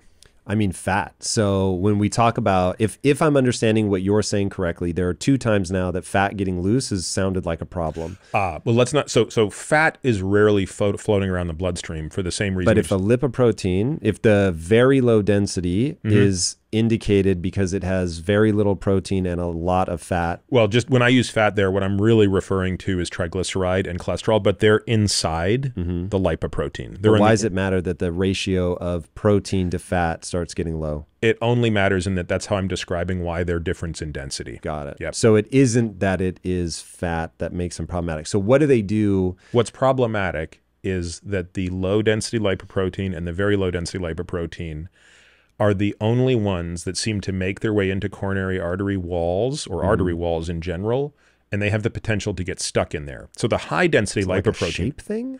No, we don't really have a great sense of it. It's something about ApoB. So HDL, high density lipoprotein, doesn't have ApoB on its surface. It has something called ApoA on its surface. And when a high density lipoprotein goes into the artery wall, it comes back out. When an ApoB particle goes into the artery wall, sometimes it comes out, but sometimes it stays in there. And when it stays in there or gets retained, bad things begin to happen. The first of those things is it undergoes a chemical reaction called oxidation. That chemical reaction called oxidation creates an inflammatory signal. And that tells inflammatory cells called macrophages or monocytes to come. They become macrophages and they eat that oxidized LDL molecule. That's what kicks off a devastating cascade in which the body, ironically and paradoxically, in trying to fix the problem, creates a catastrophic problem that ultimately leads to the creation of a plaque that, if it ruptures, will block the blood supply of the artery and cause a heart attack. You've got the 2 types that end up basically, they have the ApoB on them. ApoB can get stuck in my arteries. Once it's stuck in my arteries, my body sends an immune response effectively that then ends up creating a problem. Is that calcification? Calcification is the final stage of the body trying to repair the problem. Okay. So think of it as the concrete that gets poured on a melting down nuclear reactor. So when you get a CT scan that's like what's called a coronary CT scan to look for calcification, the presence of that calcification, while by itself not problematic, is predictive of something bad that's happened. I describe, I think in the book, calcification is like going through a neighborhood and seeing bars on the windows. The bars on the windows are actually a good thing. They're going to prevent somebody from breaking in, right, but it tells you what kind of neighborhood you're in. Yeah. Okay. No, that makes a lot of sense. Going on with my diet, one thing that I'm very curious about, and there's a raging debate online, a calorie is just a calorie. Where do you come down on that in terms of the quality of the calorie? Does it matter?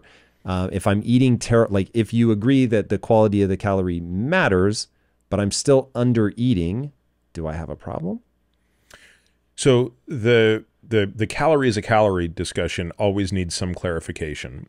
Are we talking about with respect to energy balance? Are we talking about with respect to nutrition and health? Are we talking about with respect to satiety? And so we have to clarify which of those we're talking about. All I'm talking about ever is longevity. So then a calorie is not a calorie, for sure, right? So in other words, if you took a bunch of people and put, one group of them on 2,500 calories a day of Twix bars and another group on 2,500 calories of, one food only, lettuce, or whatever. It wouldn't be 2,500 calories lettuce, but 2,500 calories of venison sticks, and another group on 2,500 calories of some well-rounded diet that's blah, blah, blah. They might all end up with the same weight. They might have a different health quality, and I would expect it. I clearly don't expect the guy on 2,500 calories of Twix bars to live as long as the person on 2,500 calories of good food. Nor do I expect them to feel the same. So if you're totally, and by the way, they might end up at slightly different weights because of how they feel. And while you may, in this experiment, control only their intake, you might not be able to control their energy expenditure. So they might actually expend different amounts of energy because of how they feel.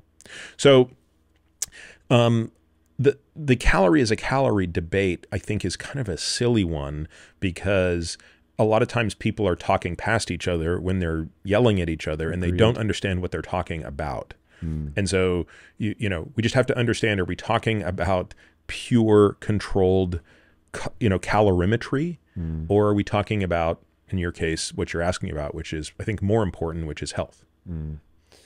Okay, so your book goes into something really interesting, which is the emotional side of all of this. So what role does that play? Why does it matter?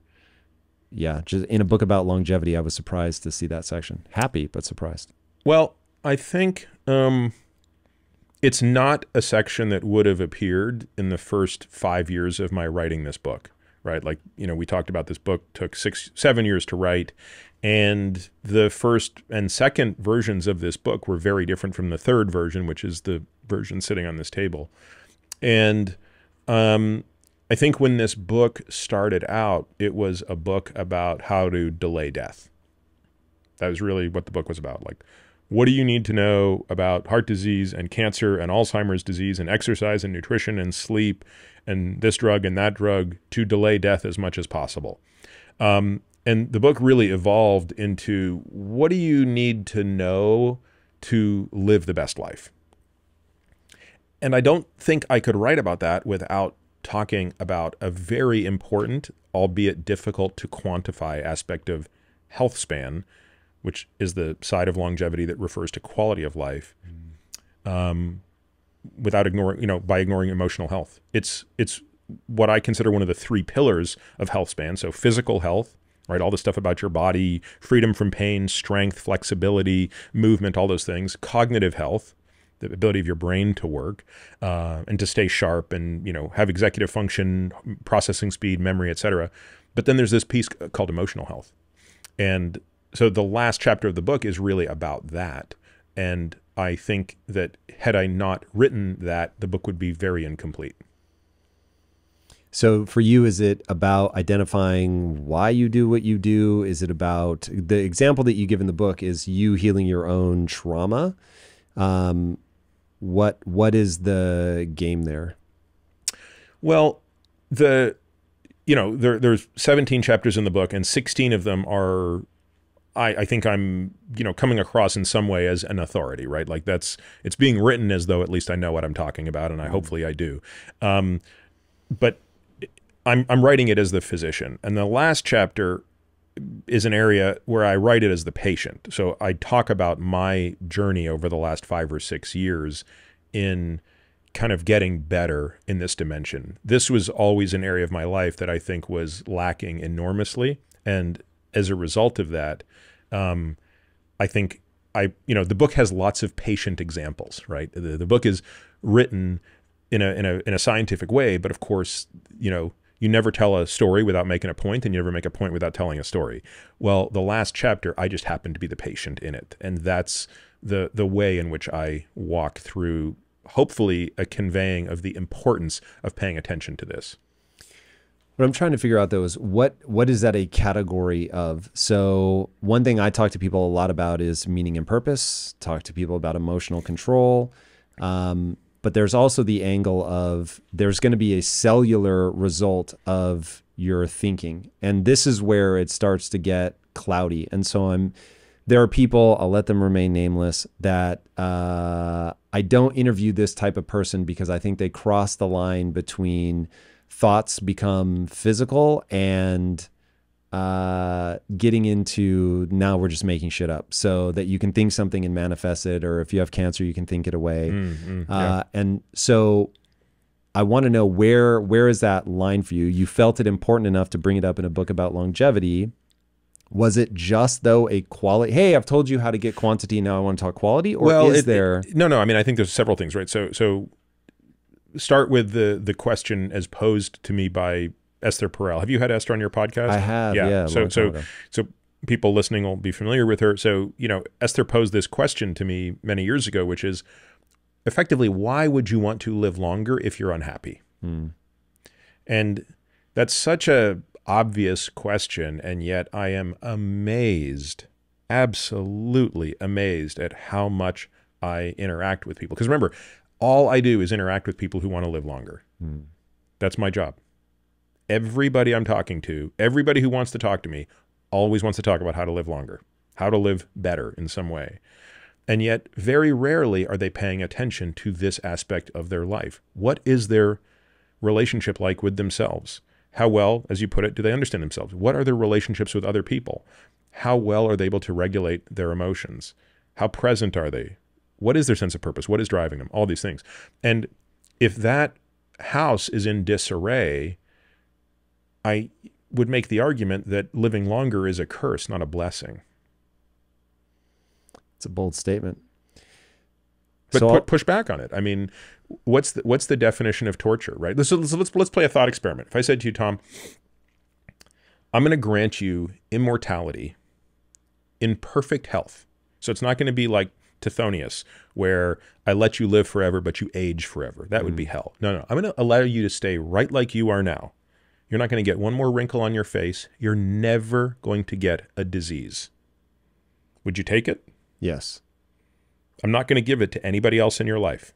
Oh yeah, I would take that. I'm always shocked that other people, my wife included, wouldn't, but Okay. I would. All right. So let's go one step further. I'm going to Would give you? it. No, I wouldn't. That's so interesting. Do you know how many people you're going to watch die? Wait, I'm making the assumption that's what bothers you. Why wouldn't you take that? Well, let's come back to me. I want to keep going with you for a minute. Okay. So now I'm going to give you a different experiment. We're going to do the same thing, but I'm going to put you on a desert island now. Yep. And I'm going to provide everything for you. So you're not going to have to worry about finding food. In fact, forget the desert island. I'm going to keep you in this beautiful house. Yep. And I'm going to somehow keep the lights on, and I'm going to somehow keep the food coming in, but there will be no other human on this planet for you to ever interact with, including your wife. Would you take that? Can I kill myself? No. So I have to live forever like that. Yes. That's the first one where just what I know about the human psyche breaking in isolation, it would be ill-advised, though. God, I would want to. If you'd let me kill myself at any point, I would take it. But if I can't, it's too dangerous. No, of course you wouldn't take it, right? I mean, It's not in the course for me. That is not self-evident. And if I didn't understand what happens to the human psyche when it's isolated, in my life, where I have been isolated for extended periods of time, I have experienced no suffering whatsoever. I just know I don't that disagree with taking that, but to I an think the extreme- question is, what's the longest period of time you've been isolated? Yeah, exactly. And what does Call it isolated a truly mean? week. Yeah. Yeah, and if I have input, like if you let me keep the lights on and I could have entertainment, I've thought a lot about this. Like, how much would that help? But like, you saw the movie Castaway? Yeah. Okay, so if I had any glimmer of hope that I could get off that island, I would want to be alive. I would want to try and Yes, try. but that's and a try totally and different try. story, right? Yeah. So this is. But what I'm saying is, even the hope that I could one day reconnect. I'm telling you, there's no hope. I'm Yeah, telling so you then I would not. that I'm It's going to the- let you live I wouldn't take that. indefinitely in this house all by yourself. Yep. Okay, so that's just an extreme example of one dimension of emotional health, which is connection to others. And I'm telling you that given everything to excess. Oh, and by the way, I'll even sweeten the deal, Tom. I'll give you all the money in the world, and you can buy whatever you want. Wow. Right. Now buy what? Oh, you could buy yachts, art, whatever you want. We're going to have robots that do everything for you, that make everything, and you can't interact with these robots. I was going to say, no, you complicated the matter. The robots are not. They're not going to supplant humans. So there's everything I could ever want except for human. You can have all the interaction. cars, all the yachts, Yep, all I know the better. whatever. Yep. You're not going to do it. If you really stop to think about it, you're not going to do it. Because with no connection to another person, it's a meaningless life. Yep. So we could do the same sort of exercise going through all of these different elements of emotional health. And I think if people are really being brutally honest with themselves, they'll realize that if your wife hates you, if your kids hate you, if if people around you don't feel good about you and you don't feel good about yourself, and you're not, you don't have a sense of why you're doing what you're doing, I think it's a tough way to live. So do you think that people asking that question of how to live longer is in some ways not the wrong question, but it's just so incomplete that you need to address the emotional side? I think it's a very understandable question. I can't speak to others, but I certainly, through my own experience, can understand why one would ask that question and why it's something you would want to grasp onto. I mean, I think that for most of us, the thought of not existing is a little if not frightening, certainly very uncomfortable. Non-existence is very difficult. Only on the backside. So we all know what non-existence is like. Try to imagine what you were like before you were born. So it's possible I'm deluding myself. It's also possible that I really just see this slightly differently. So I have absolutely no fear of not existing. The thought of just not waking up tomorrow only gives me anxiety around, did I make sure that I sorted things out for my wife? Like, is she going to be okay? Like the thought of something bad happening to her, I don't like that.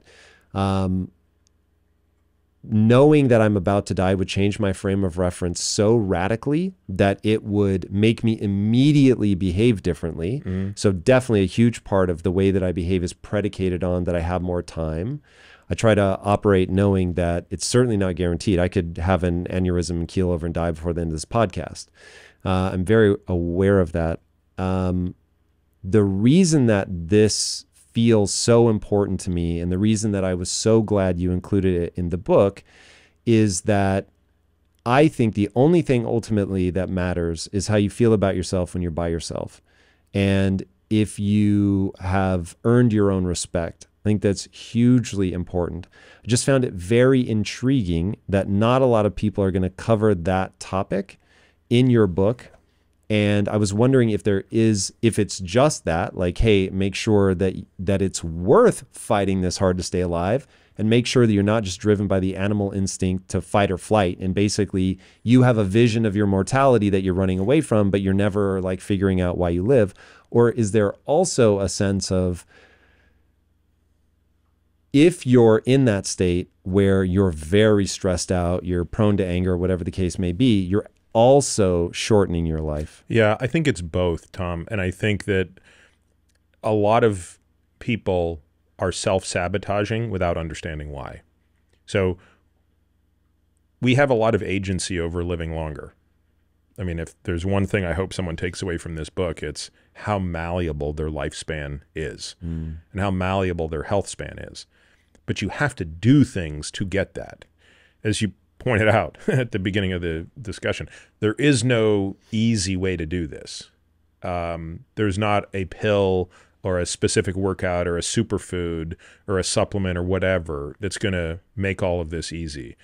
It's a lot of stuff that has to be done over a relatively long period of time. And your ability to do that is highly predicated on your relationship with yourself. And so, having sort of poor sleep habits, poor nutrition habits, poor exercise habits, on some level has a component or a root in your emotional health. And that's not true for everybody, but it is true for a lot of people.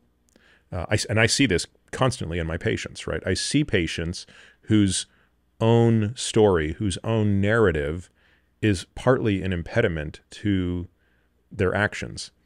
And so they're suffering twice.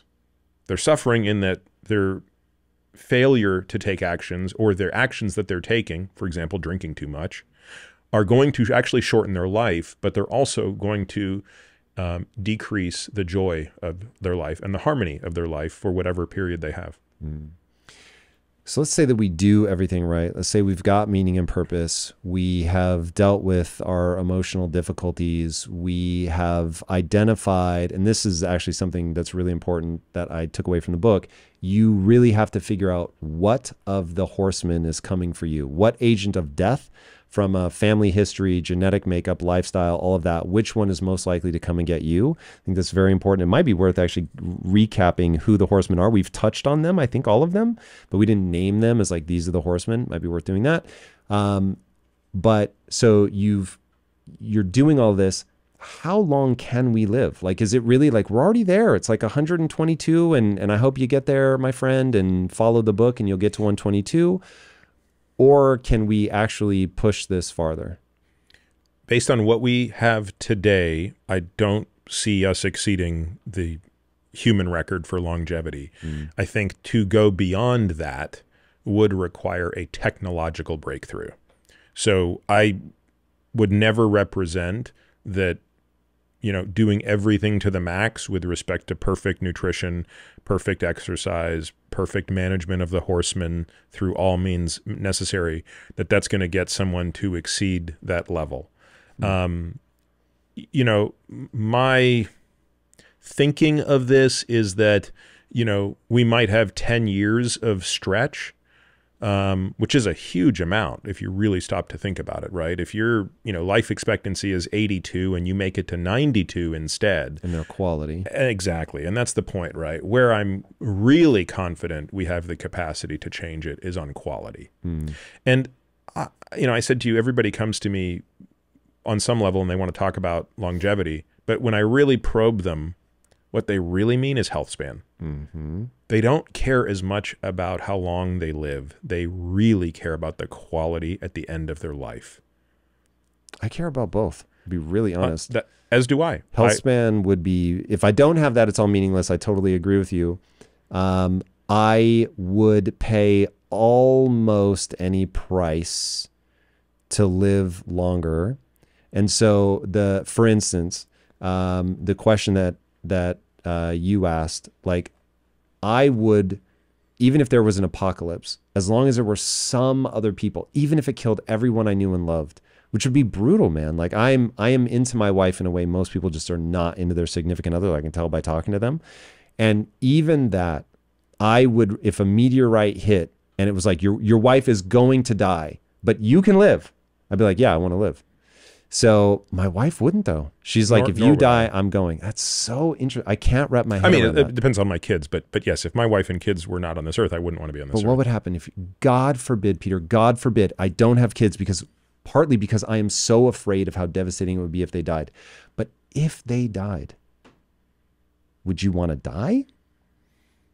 Again, I hope I never have to contemplate that. But if I lost all of my kids, yeah, I'd have a hard time probably wanting to go on. Wow. I get it, man. Look, I have seen people go through it. It is an unbearable thing that I can't believe life asks of anybody. But despite knowing how bad that hurts, and I would not want to go through it, I don't know, man. And look, of course, I might get so rocked. I'm just saying, here from an emotional sobriety standpoint, where it is just a thought exercise, I don't understand people's response to be like, yeah, just take me out. But let's go back to, I think, what's the more germane point, which is you want quality of life and length of life. I hope what comes across really clearly in the book is those are not mutually exclusive. And what I really would like people to understand is if you pursue them both, you get them both. In fact, if you just focus on health span, if you just focus on preserving cognition, having the most physically robust body possible as you age, and pursuing emotional health, you are guaranteed to get lifespan benefits as well. Okay, so talk to me about the horsemen. Let's name them. So there's 4. 3 of them basically account for the majority of death in the first world. One of them directly doesn't account for that much of the death, but indirectly probably accounts for the most of it. In other words, it's the amplifier of the other 3. So the big 3 are the diseases of atherosclerosis, so heart disease and stroke. Second one is cancer. Third one is neurodegenerative diseases, inclusive of all dementias. So that includes Alzheimer's disease, Parkinson's disease, Lewy body, dementia, vascular dementia, etc. So those 3 really, they show up a lot on death certificates. They kill a lot of people. The fourth one is more of a spectrum. It's not a single disease, but it's the spectrum that goes from hyperinsulinemia to insulin resistance, fatty liver disease, all that metabolic stuff we talked about, all the way out to type 2 diabetes. And again, not a huge number of people's death certificate says NAFLD, type 2 diabetes. A little bit, but not staggering. But when you're on that spectrum, the further you get towards the type 2 diabetes side of that spectrum, you're just doubling your risk, essentially, of all the other 3 horsemen. Do you think that metabolic disease is causative? Like, is basically every non-traumatic death, Is it downstream of No, it's neither necessary nor sufficient, but it is causative. So you can have causality without necessity and sufficiency. So let's take an obvious example: smoking. Is smoking causatively related to lung cancer? 100%. Like, meaning there is a causal relationship between smoking and lung cancer, but 15% of people who get lung cancer never smoked. I don't know the number, but many people who smoke don't get lung cancer. So similarly, metabolic disease is 100% causally related to the other diseases, but not everybody who gets not everybody who's metabolically ill is going to necessarily succumb to those diseases. You could die of something else. And not everybody who succumbs to those diseases had metabolic disease. Okay, that's really interesting. There's at least one example you give in the book. I'm not sure where you put your own story, but you scored a 6 on the calcification scale, very young, 30-something. And then Anahad O'Connor, who we bizarrely both know, you know him way, way, way, way, way better than I do, but I had the good fortune of meeting him. He scored like 126 or some ridiculous thing. So is that the kind of example where you guys were both relatively healthy, but have this, what, genetic predisposition? Well, totally different issues. I mean, Anahad, as I write about in the book, had, unbeknownst to him, a very elevated Lp(a), which is genetic, and he was otherwise exceptionally healthy, and is, to this day, exceptionally healthy, but had this genetic issue that was driving, rapidly advancing heart disease, and luckily, was caught really early. I mean, 125 or whatever, his calcium score was pretty darn advanced, but to be able to catch that at such a young age is going to make an enormous difference in course correction. So had he not had that calcium scan done and acted on it, there's virtually no question in my mind he would have died prematurely. Yeah, so I was going to ask, so if that isn't a driver or isn't being driven by his diet, is it purely just genetic luck of the draw? Yes. Okay, so in the book you tell a story of somebody that came to you, they had just the worst deck of cards or hand of cards that you could be dealt around cognitive decline. Well, as in they had the worst. I mean, they didn't have the worst, fortunately. They had, a very bad hand dealt to them vis-a-vis the risk of Alzheimer's disease. So how do you, if you get a rough deck hand, why I keep calling it deck, you get a rough hand like that, what do you do? You start acting as early as possible to mitigate the risks. So we know we have a really good sense of things that people can do to reduce the risk of Alzheimer's disease. And in this particular woman's case, I call her Stephanie, that's not her real name. We undertake a number of things with respect to sleep, stress, nutrition, exercise, supplements that we know are correcting certain deficiencies, such as elevated homocysteine levels. And unfortunately, in her case, fortunately, because she's so young, but unfortunately for many people, we don't have pharmacologic strategies yet. So we're just, I think, on the precipice of sort of some precision medicine ideas. So for example, in our high-risk patients who have this gene, the ApoE4 gene, we are using a new test called the C2N test that measures plasma amyloid. And we're using plasma amyloid as a biomarker for the first time now to track interventions. So in other words, we're using drugs, exercise, nutrition, etc., to try to lower plasma amyloid in high-risk people. Talk to me about drugs. Like, this is one thing. Statins comes up a couple times in the book. The only drug I take is an antihistamine. And I would stop doing that if I could figure out what it is, either in my diet or my environment, that's giving me the allergies. But I've had it across like 7 different places that I've lived, different states. I mean, it just doesn't seem to matter. I've had wildly varying diets, doesn't seem to impact it. Anyway, so I take an allergy medication, and then I'll sometimes supplement vitamin D. But other than that, I just have a real hesitation to take any supplementation whatsoever. But you don't seem to have the same fear I have of an isolated compound. So you get people on statins if they have early signs of heart disease? Not necessarily. I mean, when it comes to managing ApoB, which is the thing we're trying to manage on the lipid side, we have a lot of classes of drugs. Statins are one class of drug. That's one way to lower ApoB, is to use a statin. Statins also happen to have the most side effects of any class of drug that lower lipids. In fact, all the other classes of drugs that lower lipids have no side effects. Statins really have the worst side effects by far. So you might say, well, why do we even tolerate statins? Like, why would we even use them?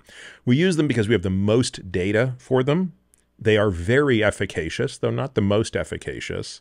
And they may have some other benefits that go beyond their ApoB lowering benefits. So all of that has to kind of be weighed. And you have to weigh that against the downside of statins, which are that a non-trivial subset of people have at least one of two problems in the presence of a statin. One, they get muscle soreness. The other problem is, paradoxically, their glucose metabolism goes to hell. Not entirely clear why, by the way, but we see dysregulated glucose metabolism in a small subset of patients on statins. And again, we see in a small subset of those patients about 5% muscle soreness. So if we have those symptoms or signs in a person on a statin, and we've chosen a statin as part of the solution in this lipid-lowering campaign, we just discontinue it. And it reverses like that. But when you prescribe somebody a drug, do you do that only when it's like they cannot address this via diet and exercise? Yeah, it depends. So it depends on several things. So exercise has very little bearing on lipids. It has no clinically meaningful benefit on lipids. Has a much better clinical benefit on metabolic health and blood pressure, which are also very important in controlling heart disease. So we care a lot about exercise because we want to control those other things that drive heart disease. The big three, by the way, are smoking, high blood pressure, and high ApoB. So we're trying to do all of this in concurrent fashion as opposed to just, playing whack-a-mole on one thing. But nutrition has a relatively minor role outside of extremes at controlling ApoB. Once you get a person sort of insulin sensitive, and once you've normalized their triglycerides, unless you're willing to go on profound fat restriction, it's very difficult to get ApoB in the levels that we deem appropriate for true prevention. Would you rather put them on profound fat reduction or? Generally not, because it usually comes at such a high cost. What's that cost? Usually they end up getting insulin resistant because you're now putting them on a very high carbohydrate diet, and they're usually protein malnourished. Why would that be true? So it just is a function of what they're eating. So for 2 years, so I used to be 60 pounds heavier. To lose the 60 pounds, I basically just ate chicken breast and broccoli. And while not fun, because I was also calorically restricting so hard, it was fine. Yeah. And if that works, would that be preference, though, over a drug? Here's what I say. No. The answer is no. What I say is diet is a way harder problem to get right than drug. So let's get the diet right first. Let's come up with the diet that works best for your metabolic health, your muscle mass, your sort of fat distribution, and your sanity. Diet is really hard to get right. Maybe not for you. You're kind of a highly disciplined person. But for most of us, we want to make sure that we can put you on a diet that you're able to stay with for the long haul. We're not compromising muscle mass. We're not compromising metabolic health. So if that diet also happens to produce very low ApoB because it's highly restrictive in fat, fantastic. Stay the course.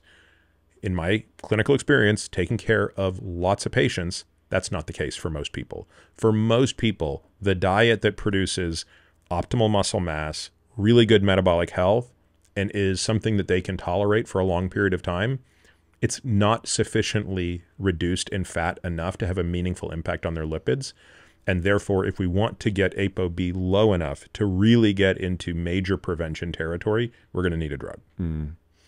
Okay. I'm not sure if it's more enlightening to find out what stack of drugs, supplements you take, or if based on horsemen that is likely to kill you, I have people on these. But I am curious, what do you take? Are you on rapamycin, metformin, anything like that? I do take rapamycin. I do not take metformin. I do take a lipid-lowering drug. I take 2 lipid-lowering drugs. So one of them is called Repatha. It's a PCSK9 inhibitor. So it's an injectable drug that prevents the degradation of LDL receptors on the liver.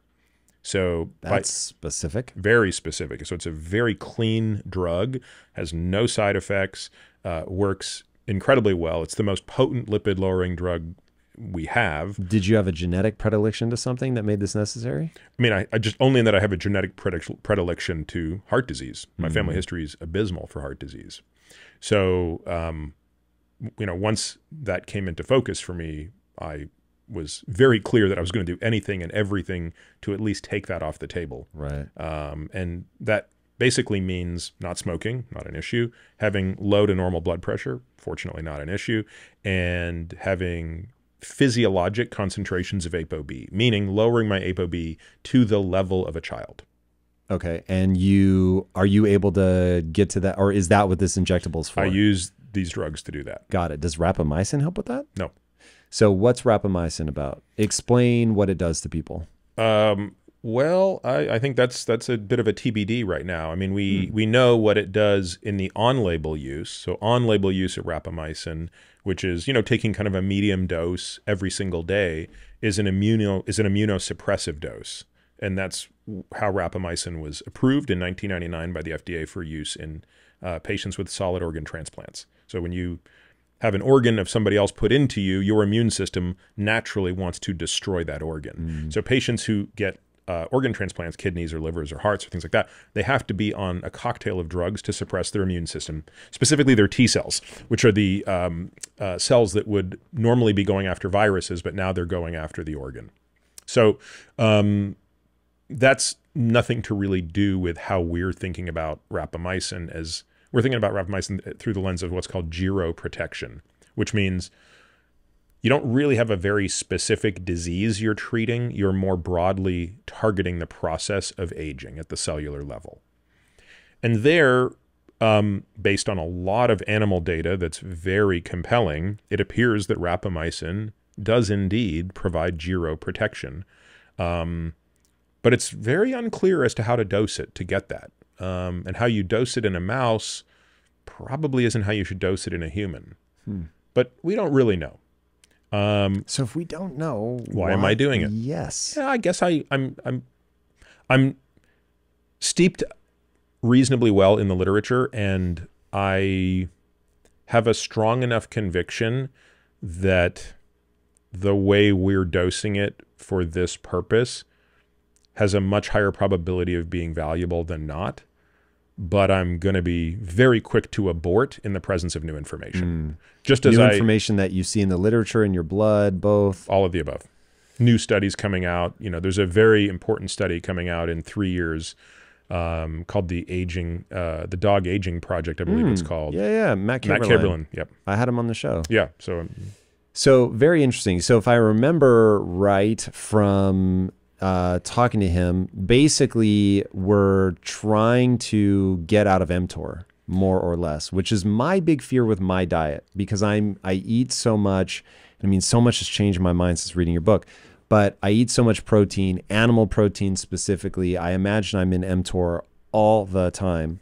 And so is tempting to try rapamycin, but is that what's really going on? Not really. I mean, well, yes, rapamycin is an inhibitor of mTOR. That's how the drug works. But it's not.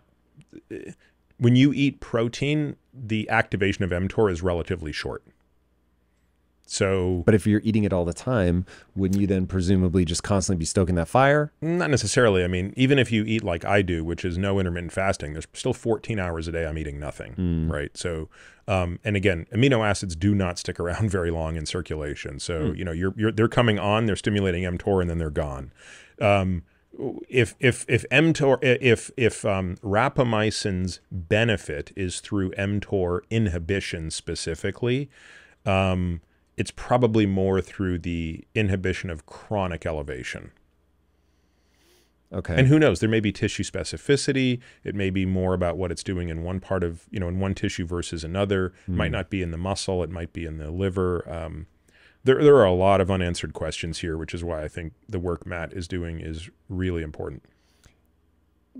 I'm guessing you have a hypothesis at a minimum of what the mechanism of action is there that is prolonging life. Like if we think about your whole hypothesis on a centenarian is that the 4 horsemen, they're just delaying longer than anybody else. So what is, do you guess, rapamycin is doing that causes the delay of one or all of those? Probably some enhancement of autophagy, probably some inhibition of senescent cells, possibly some reduction of inflammation. Is it reducing the creation of senescent cells or just the rapidity with which they're cleaned? No, it might be inhibiting the secretory factors that they secrete. So senescent cells release these factors that effectively are their agents that poison other cells, and it might be the case that rapamycin is impairing that process. Very interesting. So that makes me think about cancer. So we talked a little bit about that before. We didn't go into a lot of detail. So cancer, I don't know if people are more afraid of dementia or cancer, but both of those are pretty terrifying in terms of ways to go out. With cancer, I forget how long the war on cancer, we've made precious little progress. Are we barking up the wrong tree? Like what is it that either makes that so hard? Like if we know what it is, why is it so hard to deal with? And if we don't know what it is, why do you think that's evaded our eye for so long?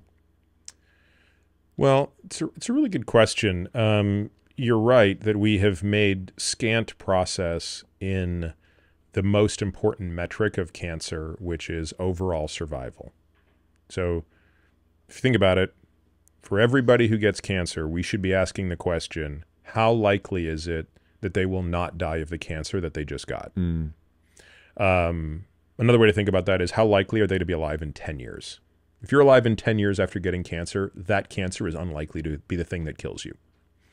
And by that metric, we've only made about a 5 to 8% improvement in 50 plus years. Whoa.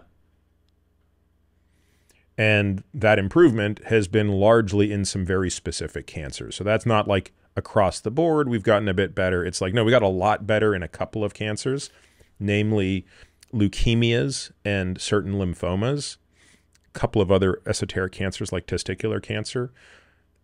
And aside from that, we haven't really gotten better.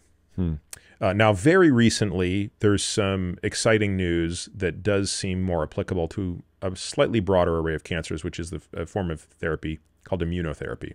So unleashing the immune system to fight some solid organ tumors has also proved to be, and some leukemias and lymphomas, has proved to be quite promising, but we still haven't figured out a way to unleash that against every cancer. Even though in theory it should work, right? Every cancer should have at least some mutations on it that the immune system could recognize as non-self. And we know for certain that 80% of them do. In fact, 80% of cancers, solid organ cancers, so these are the ones that are killing the majority of people, right? So breast cancer, prostate cancer, lung cancer, colon cancer, etc. 80% of those cancers have what are called novel neoantigens on them, meaning they have antigens on them that are novel to the cancer and recognizable by the host's own immune system. The problem is there aren't enough T cells to recognize it to mount a sufficient immune response. So the real challenge of cancer therapy today, in my view, is going to be enhancing that problem, that process rather. In other words, I think most of the attention on cancer should be on how do we create more reactive antigens in cancer, and how do we enhance and extend the longevity of T cells to attract that. So I'm actually surprisingly more optimistic now about this than I was even when I started writing the book. because of what I'm seeing with a class of drugs called checkpoint inhibitors, and also for what I'm seeing with interesting clinical trials where we're seeing the pairing of checkpoint inhibitors, which are immune modulators, and conventional chemotherapy drugs, which take tumors that are not previously susceptible to this immune modulation, but then create mutations that then make them susceptible. Really clever and cool stuff. I think I write about a couple of examples of that in the cancer chapter. So it's easy to be sort of pessimistic about cancer because of how poorly it has gone for the past 50 years. But I think the next 10 years look a lot better than the last 50. Because of things that are already in motion? Yeah, because of these processes that are in motion. So if you got diagnosed with cancer, what would be like step number one? What kind of cancer is it? Is it one that responds to immunotherapy? Is there like a protocol that you would walk down? No, it would be entirely dependent on what the cancer was. But, you know, so that gets to kind of step two of my thinking on cancer, which is the unequivocal, unambiguous understanding that your odds for treating cancer go down the more cancer cells you have in your body. So detecting it sooner. In the book, you talk about for your patients, you lower the age of colonoscopy. We do everything much more aggressively. So we're doing colonoscopy much earlier, much more frequently. How often would you do a colonoscopy? Oh, it depends on the individual. I mean, in me, I do it every 3 years. Really? Yeah. And then I do stool-based testing in between. What do you check for in the stool? You're looking for fecal DNA. So you're looking for DNA of the colon cancer. Yeah. Interesting. It has its own DNA? What are we looking for? Yeah, you're looking for the DNA that's shedding from a tumor. Tumors have DNA other than it's not my own DNA? It is your own, but it's mutated. I mean, by definition, cancer is a genetic disease, right? So cancer, by definition, has mutations that render it different from the host cell. In a way that's predictable? Yeah, that's like we know what breaks in DNA. Well, or we know. mutations Yeah, we know we're sampling what's normal because we see the abundance of that, and then we're looking at what's different. Is there anything abnormal? Yeah, very. And that's what a liquid biopsy is doing. How would you do that? Like the sequencing of that sounds like a nightmare. Not anymore. I mean, you can sift through that many samples. Oh my God! Next generation sequencing can do this stuff like it's simple. How many sequences would you have to do in a single fecal sample to figure out if there's one? Like, is it 1,000, 100, 10? I think maybe a better question is what's the frequency of abnormal cells that can be detected in the presence of normal? And that's a good question. I don't know in fecal. I don't know in the fecal test. I know in the blood test it could be 1 in a million. Do you guys, speaking of feces, do you guys look at the microbiome at all? No. Really? What? Don't know what to do with it yet. Nobody knows what to do with it. Anybody who says they know what to do with it is probably trying to sell you a supplement. That is probably true. Okay, so I'm startled. Meaning, look, there's no doubt that the microbiome is an important part of human health. Like I'm not sitting here denying that or saying the earth is flat. There's no doubt that your diet plays an enormous impact on the microbiome. There's no doubt that, a course of antibiotics will alter it. Like all of these things are true, but we're still left with the so what question.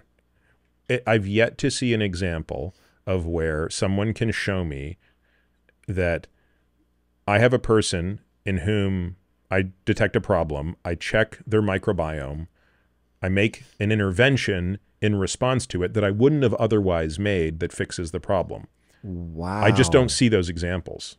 Okay, so man, this is very interesting and important to my life. So I think we talked about this before. My wife 7 years ago now, I think, had a threshold event where she went from having a manageable gut issue to I was legitimately afraid she was going to die. Her hair was falling out. Her nails were breaking. She couldn't keep anything down. She was in agony at times on the floor, couldn't be picked up. I mean, it was just really, really brutal.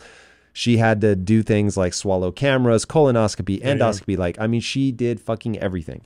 And this was long enough ago, 7 years, that a lot of doctors only sort of knew what a microbiome was. Like they didn't know anything about it. They only sort of knew that it existed. And so they couldn't come up with any answers. And it was only through finally getting her tested, realizing she didn't have enough diversity, realizing what we're going to have to do to start building that diversity back. It was a very long journey of figuring out what the things were that she was responding to. Dietary enzymes, probiotics, prebiotics. I mean, just like this whole arsenal. Now, it may just be, oh, we didn't actually, and to be honest, we don't know which of those things worked. And she's said many, because she takes like 26 supplements a day or something. She's like, I don't know, do I still need to take them all? She's like, I have no idea. So she just keeps doing what she's doing. And we don't know the counterfactual in these situations. And I guess what do you mean by that? We don't know what would have happened if you did something different. Yes, very true. So this is the problem with this space, is we don't have clinical trials upon which to extract knowledgeable or reliable information. Why? I don't know. Probably because there isn't enough financial incentive for the industries that typically want to do this, right? Like if you're an unregulated industry, which is the supplement industry, what incentive do you have to do a clinical trial? You don't require it to sell your product. All you need is marketing. So that's why no supplement company is out there trying to run a clinical trial. Clinical trials are only run by drug companies because they can't sell their product without a gold standard of a clinical trial. So for as much as people want to kind of poo-poo drugs and yay supplements, they should really be thinking about this in the other way. The burden of proof is much higher on a supplement in the sense that we have no clue if it works, let alone if it's not harmful. At least the FDA, for all of its faults, and you won't find many people that are more critical of the FDA than I am. I think it's on the verge of being a corrupt organization. At least it tries to hold drug companies to some level of efficacy and safety. It doesn't always do it, but at least it's trying. At least they're going through those motions. No one's even trying to do that with supplements. I mean, the supplement industry is such a filthy, disgusting industry that even though I take supplements, I stress more about sourcing those than I would ever stress about sourcing pharma. Okay, so... In other words, you've got to be really careful where you're getting your supplements. So if I'm using a probiotic, which I do during allergy season... Interesting, again, a probiotic. Why? You know, I live in a part of the world where there are really wicked allergies and I don't want to get them. So I've talked to a few allergists and I've said, look, what can I do prophylactically during this season in Austin where cedar fever is out of control? And they say, well, we don't recommend doing immunotherapy until you actually develop the allergy, blah, blah, blah, blah, blah. But a couple of them have said, look, we recommend this probiotic. We think it might slightly enhance, you know, this element of your immune response. And I'm kind of like, okay, if there's a 5% chance it works and it's not going to hurt me, I'll take the chance because the only thing I'm doing is wasting money. But like, I don't find that to be I mean, I do it somewhat reluctantly, right? It's so interesting to me that the microbiome would play a role in allergies. I mean, I get it because so much of the immune system's there, but it's such a unexpected turn of events for me. Even just the discovery that so much of my immune system resides in my gut was already startling. Okay. Yeah, I mean, again, I think the microbiome is interesting, and I really hope we get to the point where we know how to manipulate it. Do you look at the research on that, or are you waiting for something more stable to come out? Oh, I intermittently do, but I don't follow that research nearly as closely as what I'm following other things. So it's sort of like every year I'll go back and do a little dive into it with the team and say, okay, what is there anything we know today? And you know, year upon year upon year, we kind of come back to the same conclusion, which is nothing exciting to report yet. I mean, there are edge cases, right? So fecal transplantation, obviously very efficacious in some people. Do you worry about FMT? I mean, there are huge risks associated with it, as you know. So it's something that should only be done when the risks are justified by the alternative of not doing it. Yeah, we were maybe a month away from me doing fecal microbial transplant with Lisa because I was just like, this is scary. Yeah, understandable. But for reasons of, they just felt like blood transfusions from like the 70s or something, where it's like, are they scanning for the right things? Yeesh, very terrifying. Yeah. So what would you have done if I'd come to you with Lisa and said, hey, she's always had gut problems? I would have sent you to someone who does that. Like, again, I'm not saying that. Who though? Like nobody seems to know. Like when I say we finally, even I couldn't resolve it for her as much as I was learning and meeting with experts. Like she finally just had to be like, when I eat this, what do I feel? When I eat this, what do I feel? Yeah. I mean, again, this is not my area of expertise, so I wouldn't act like it was. You know, You'd be like, I don't know. Yeah, I'm sending you somewhere I'm else. really happy telling people I don't know. There's more things I don't know than I do know. Yeah, that is that's something that a lot of people struggle with. I definitely fall into the other camp where I feel like I know just enough to be like, do this, come back, report. So it was really interesting reading your book, seeing how much of the things that I felt like, in fact, I'll say this another way. I have a weird emotional hangup. Like I wanted to say the sentence that I'm going to stop doing intermittent fasting and start doing what you're talking about. And I probably should. Do I have orthorexia? This is a very interesting question. I feel it's so easy for me to maintain my body composition through intermittent fasting. It's very easy for me to maintain my satiety through intermittent fasting. It's when I click over into ketosis, I find that my relationship to hunger is different. But you did say that, that if I'm doing it for body composition reasons, fair enough. That's very interesting. So one thing that I know I'm just thinking out loud here, one thing that I do often wonder about with my own physique is protein intake and muscle hardness. When I'm being really consistent with working out and I take my carbs up, my muscles get really hard. Will I have a similar effect by... And you know why that is, right? The glycogen is being pushed into the muscles. It's more water, right? So more carbs means more glycogen. Every molecule of glycogen is bringing 3 molecules of water. So you're filling up the muscle. Okay. So then is there none of that relevance with protein? Because I was going to say like... It's different, right? So protein is contributing to the sarcomere, the functional unit of the muscle. That's the part that's contracting, right? That's the functional piece of the muscle. So that's what's increasing the synthesis of the muscle, and that obviously contributes to size, but it contributes just as much to function. But creatine, will add size to muscle through water retention. Carbohydrates will add glycogen and water to muscle. These things are important for performance also, by the way. So they're not just an aesthetic thing. So carbohydrates, creatine, water, protein synthesis, all of this matters to muscle. If I were eating more protein, would you expect my muscles to feel more firm?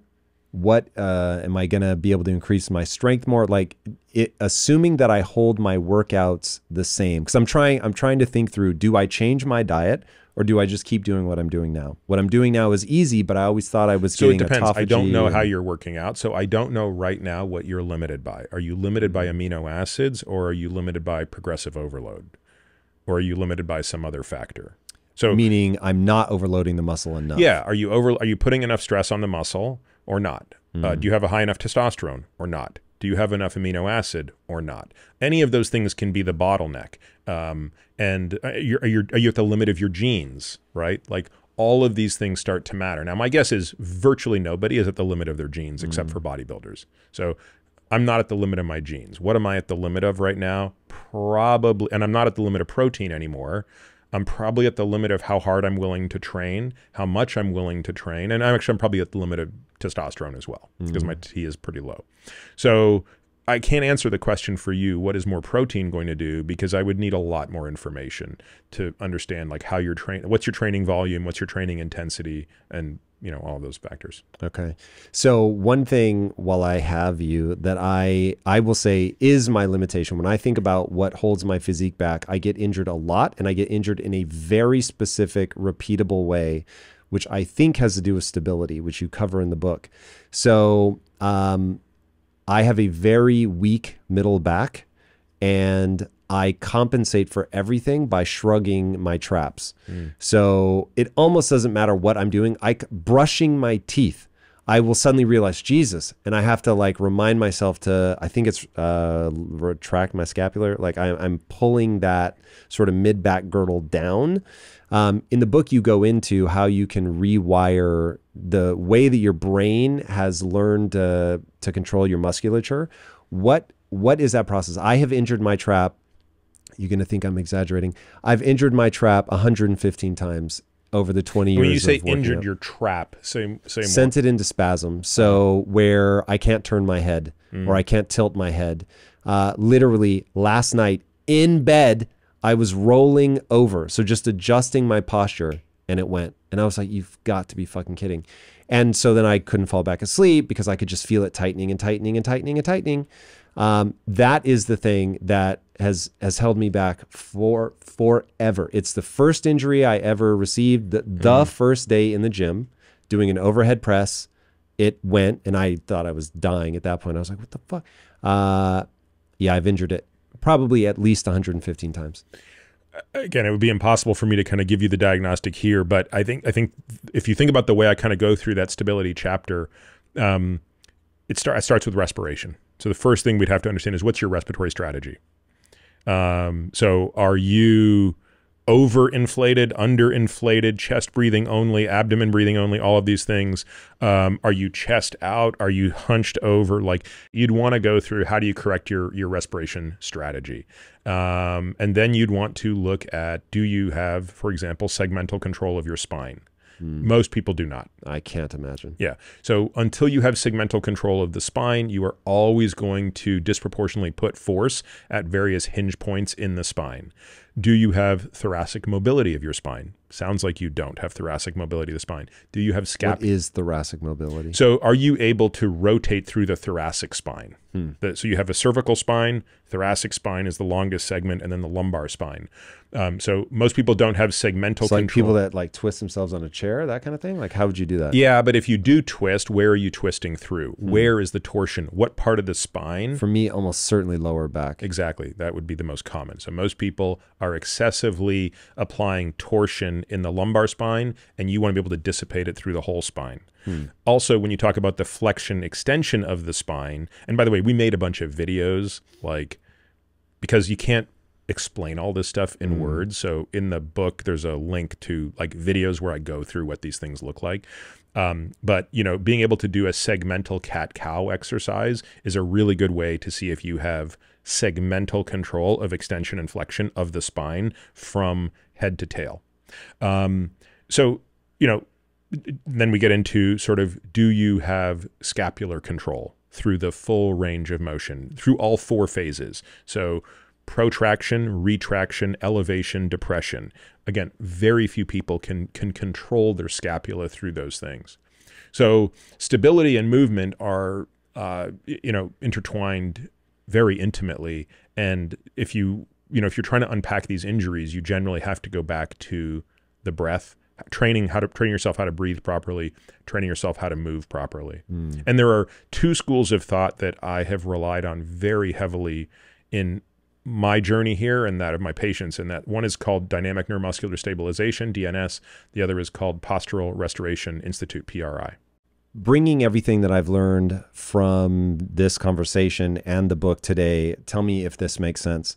So I would like to add more muscle to my frame. Do you know how much muscle mass you have right now? I don't. Have you had a DEXA scan? I haven't, man. I'm really like, I love that stuff, but because no one's coming to my house to do it, I haven't gotten tested. It'd be very interesting. You can't do it at your house. You kind of have to go to the machine. I'm willing to do it. Yeah. I would be very keen to figure that out. One, I want to see if I have any. Well, you should get a baseline, fat. and you should figure out like where you are. Where do you stack up right now in terms of muscle mass? If for no other reason, then you can evaluate your progress.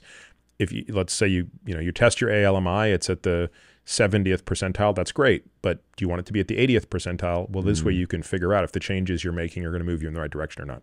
All right. So making my goal maybe even more broad is something you talk about in the book, which is the centenarian decathlon. So what are the things you want to be able to do when you're older? You better be scoring very high on them, depending on what part of your age you're in now, because it's all going to decline as you get older. So here are the things I feel like I should be implementing based How old are on, you? I'm 47. Okay. And so what do you want to be able to do 40 to 50 years from now? I want to be able to be very independent from a mobility perspective. So I love the idea of being able to, when I'm flying to Mars, to be able to hold, I guess, before we blast off, be able to put luggage above my head. So yeah, I want to be able to travel, put things above my head. I don't want to lose a lot of my strength. I want to And if you want to go to Mars, by the way, you're going to have to tolerate pretty high G forces. So think about the neck strength Nice. that's going to be required to do that. Yes. Also, I would just like to not have constant trap injuries. That would be amazing. Yep. I want to be able to play video games. Okay. Tell me, I don't play video games. I do drive a simulator though, so that's probably similar. I would guess not from the perspective of what I struggle with. So tell me what you struggle I had with. so much wrist inflammation for so long. I think a lot about inflammation. Keep that down. So thank you, by the way. You're encouraging me to add fat to my diet allowed me to go from basically never being able to play video games to I can now play as much as I want on Saturday, which I mean, I'm sure I could play more than that, but that's just from a time allocation standpoint. So that's been a huge win. So being able to do that, sex, huge thing in my life. So being able to whatever that takes. So a certain amount of flexibility, I imagine, stamina, et cetera, et cetera. Yeah, aesthetics. I want to look good. I want to be strong, look strong. Something cognitive, like being super sharp, that would be really important. Well, I mean, if you're playing video games, presumably you've got to have pretty decent cognition, right? You've got to have certain skills, and depending on if you want to be doing this. Yeah, also true. I don't need to pick up grandchildren. That would be the maybe one deviation from what a lot of people want to be able to do. But being able to be physically active, I mean, take sex as my, like, I want to be able to do that to the fullest. So given all of those things, here's sort of how I see this now breaking out. Sleep, which we didn't really get into, but I'm going to need to get sleep. That's going to be super important. I'm going to need to identify, given my family history, I think it's either going to be cancer or heart disease. Neither are sort of overwhelmingly prevalent, but those would be the two where grandparents died of that. So certainly want to be thoughtful about that. So I'd identified those two horsemen. So I'm going to be really thoughtful around my diet, making sure that I don't have fat spilling out, that I'm really thoughtful about the ApoB. That's the one that gets into my cell walls, arterial walls. Yeah, and you do need to check your LP(a), which is the thing we talked about as well, that is genetic and occurs in about 8% to 12% of people. Okay, so paying attention to my diet, the adjustment that I'm thinking about making my diet, I'm going to test not doing intermittent fasting, see what that does for my muscle mass. Eating more protein. I have a feeling I might be lower in protein, though I haven't counted up the eggs. I eat a lot of eggs. And then I'm really curious to see about cycling rapamycin. So what is your cycle on rapamycin? I just dose it once a week. Just take one dose once a week. Yep. Okay. Very interesting. Trying that. What other changes? I feel that's, you're gonna have to have a doctor help you with that. That's not an over the counter. Yeah. For sure. I obviously would be doing this on the back of a lot of blood testing to make sure that I am that I know what my baseline is, B, that I'm actually getting the result that I want to see.